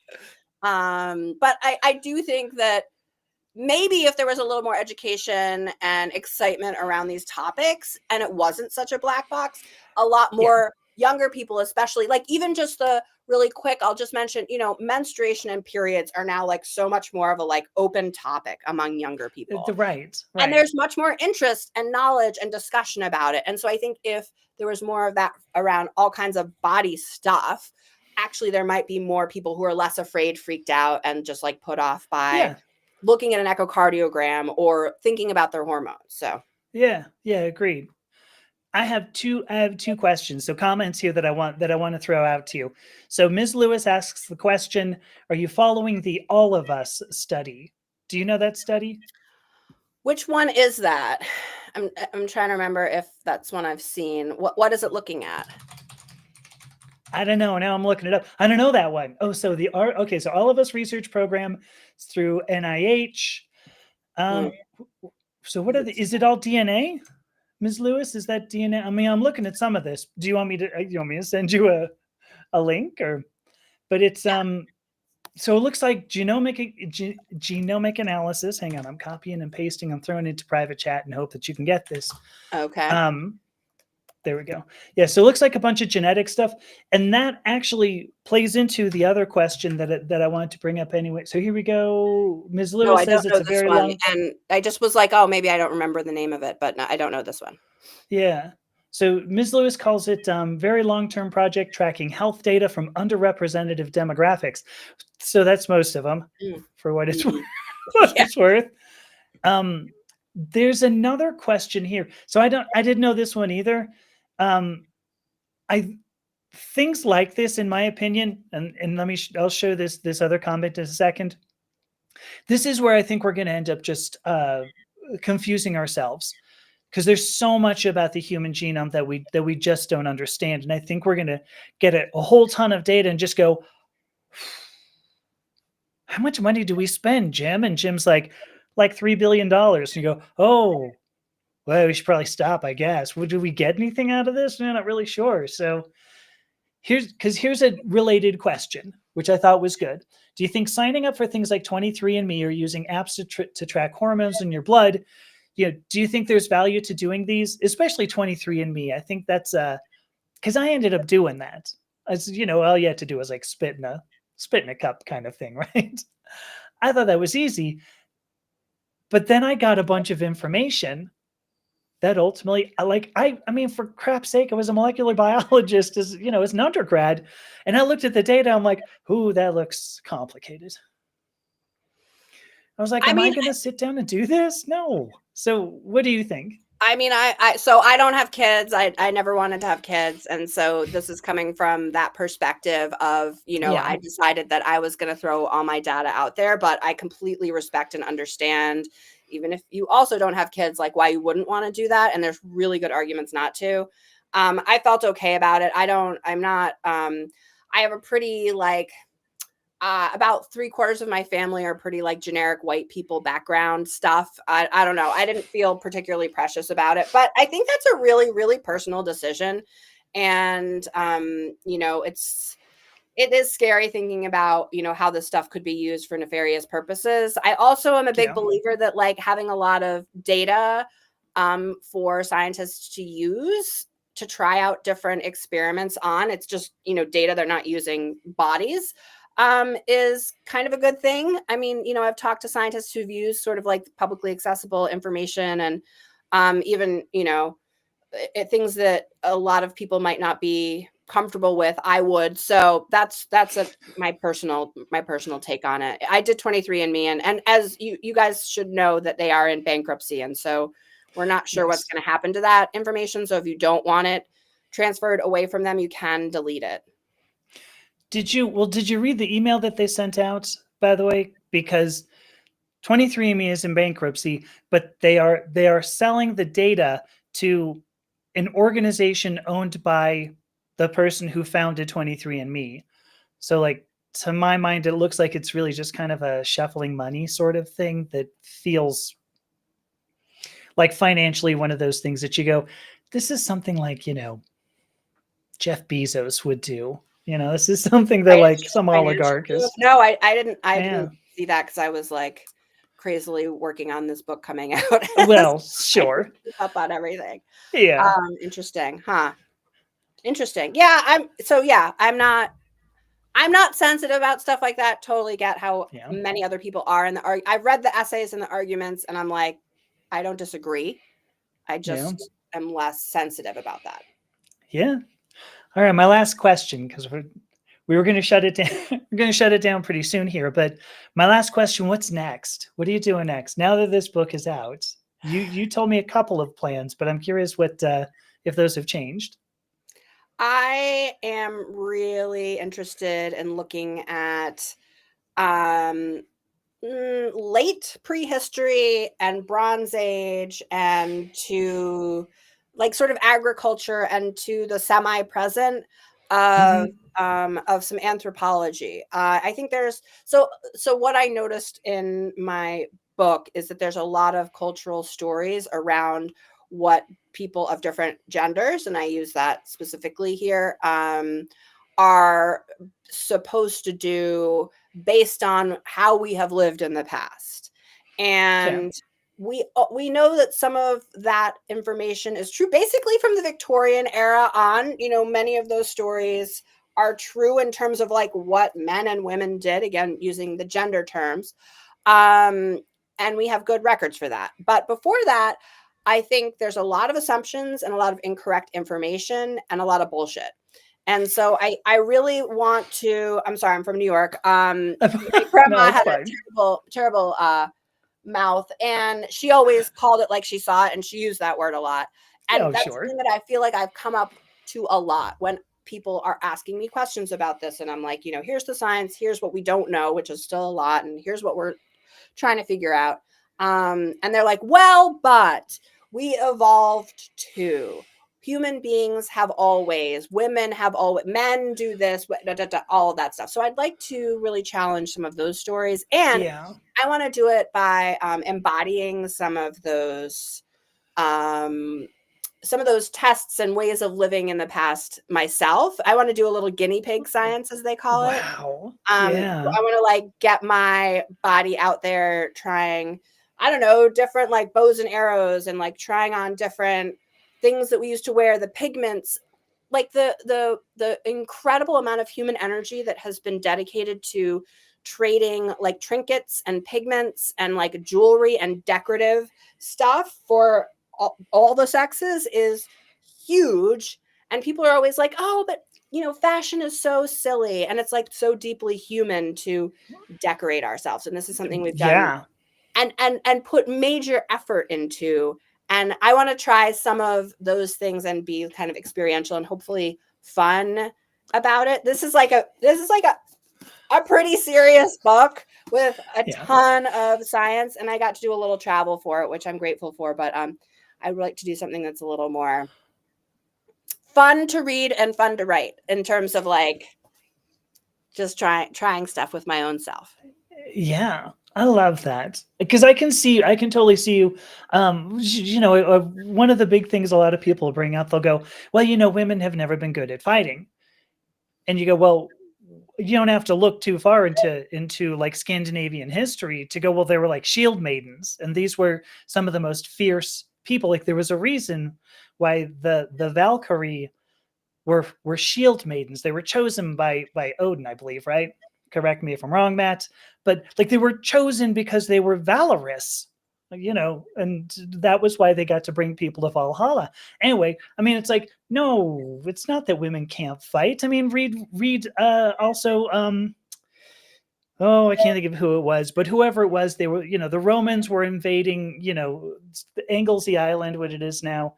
And there were women druids who had their claw-like fingers, I think he put it. I mean, it's like, what a bunch of shit. There's not like women can't fight. I mean, it's ridiculous. So you should go and get a shield. The Amazons were like real people, which is something that, was when I was a kid was still like kind of a myth, but now we know that they existed, and there's like very good evidence. And actually the evidence is that they were from an area that's sort of like near or in what is present day Armenia. And that's part of my background. That's my last name. It's a small part. I'm like a mutt, many different things, but I'm like, oh, I want to go to Armenia and check out these remains and talk to the people there, and kind of like, again, embody kind of some of these challenges. And also there's a ton of really interesting research, and you probably know about some of this, and a lot of it's ongoing like right this second, about people looking at like non-binary and alternative structures by which people understood their sexualities, their gender identities, and all of that stuff. That's like the myriad ways that human beings could interpret being human have all existed. This isn't new stuff. And so I really want to bring that to the fore as well. Like, this isn't like all these new crazy ideas. No, like this is already, like, people have done all of this stuff, we're just rediscovering it in a certain way. Right. No, it was people like, well, we only started thinking about gender in 1991 with Judith Butler's book, right? I love Judith Butler, but I just want to point out, last night, so I'm reading the Chooser of the Slain. That was what I thought. Thank you, Matt. I'm reading this book. I'm making like I'm turning pages, but I wasn't. It's on my Kindle, right? But I'm reading the introduction, right, to The Stronger Sex, and I'm like, oh, look, there's my name. And then like 4 paragraphs later, I'm like, oh my God, I'm in the same like introduction with Judith Butler. I was like, wow, like I feel good about that. This was my claim to fame right there. You are my claim to fame. Yay! I love that. That's awesome. Yeah. Well, I'm super excited about this. I will love to love to see where you go from here. It's going to be amazing. I'm so honored to have met you and everything. So yeah, I'm so glad I sweet. found you through, I think my college roommate Caden Yes. actually Yes. connected us. So Right. shout Right. out to Caden. Yeah. It's kind of a bummer. I don't know if Caden wants to talk to me anymore. So it was a little bit of a falling out, but we won't talk about it here. So, Okay. I didn't even know. So I just got the intro and then I ended up talking with you and we did our right. thing. And so yeah, but I'm grateful for it because yeah, Yeah, I'm so glad to be definitely. connected and let's continue the conversation. Oh, please. Yeah, I'd love to. Yeah. I'll reach back out. Honestly, I've been meaning to reach out for like the last 4 months and it was t- Sunday. I think it was Sunday. I was like, "Hey, when that book come out?" And I go, "Oh, it's coming out Tuesday." I went, "Oh, I'd better email." Jeez. Perfect. That's No, why I it was emailed perfect you. timing. So there you go. Yeah. Yeah. So yeah, I've been meaning to reach out for like 4 months and just never do. So anyway, but I will. So um I would just want to say thank you so much. I mean, this is a great book and I'm so happy for your conversation. Thank you for making this time to come today as well. I really appreciated it. It's pretty dang good. Yeah, no, I'm all gushy. this is perfect. I'm so thrilled and this is just how I hoped my book launch day would go.